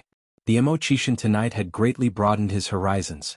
If he hadn't seen it with his own eyes, who would believe that this man, chilling enough to send shivers down one's spine, is known in Beijing as a useless layabout? Moreover, how could a so-called layabout produce 3 million in cash within minutes? How could a layabout have influence spread across major areas in Beijing? If it weren't for Mo Kishin tonight, it would have been almost impossible for them to find Zhueling so quickly. Mo Kishin continued, Zhueling, as long as you release N.I. Yun, all these items will be yours. Zhueling squinted his eyes, a greedy glint surfacing. Throw the money over first. Just as Mo Kishin was about to order someone to throw the suitcase over, N.I. Yang suddenly picked up the briefcase and walked straight ahead. Yang. Mo Kishin yelled anxiously. N.I. Yang turned back and smiled at Mo Kishin. Seeing that smile, Mo Kishin inexplicably felt a bit more at ease. It's going to be okay, N.I. Yang will definitely be alright. N.I. Yang, carrying the suitcase, took steps towards Zhueling.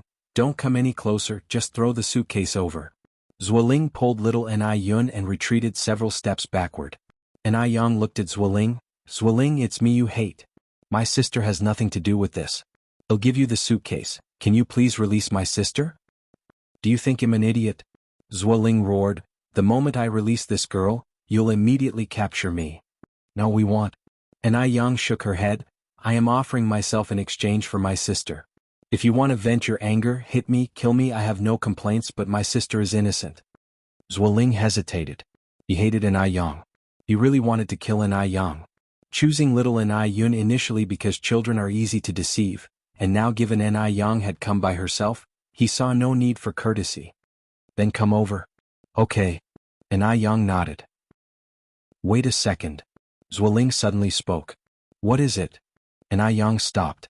Zhueling continued. How do I know if you've brought any weapons on you? N.I. Yang took off her jacket and threw it on the ground. Is this okay now? After taking off her jacket, she was only wearing a simple white t-shirt and jeans. Zhueling breathed a sigh of relief. Come on over. Okay. N.I. Yang nodded and slowly walked towards him. Mo Kishin was closely monitoring N.I. Yang's moves from his position, not missing any detail. As she came closer to Zhueling, N.I. Yang stopped. Can you release my sister now? Zhueling tightly grasped little N.I. Yun's hair with one hand while holding a sharp dagger with the other. Come a bit closer. N.I. Yang walked directly up to Zhueling and stopped. Zhueling kept a tight grip on little N.I. Yun's hair while moving the knife-holding hand to N.I. Yang's neck, then suddenly kicked little N.I. Yun away.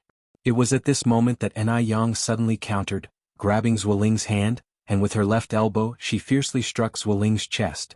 Mo Kishin also seized this opportunity, rushing forward with a spinning kick. The two coordinated perfectly. Bang. Snap. Two sounds erupted, one sharp and one dull. The sharp one was the sound of the dagger hitting the ground, the dull one was the sound of Zhueling being kicked away. If you find any errors, ads pop up, ads redirect, broken links, non-standard content, etc. Please let us know reports so we can fix it as soon as possible. You're tuning in to the Han Li's Wuxia Chronicles YouTube channel.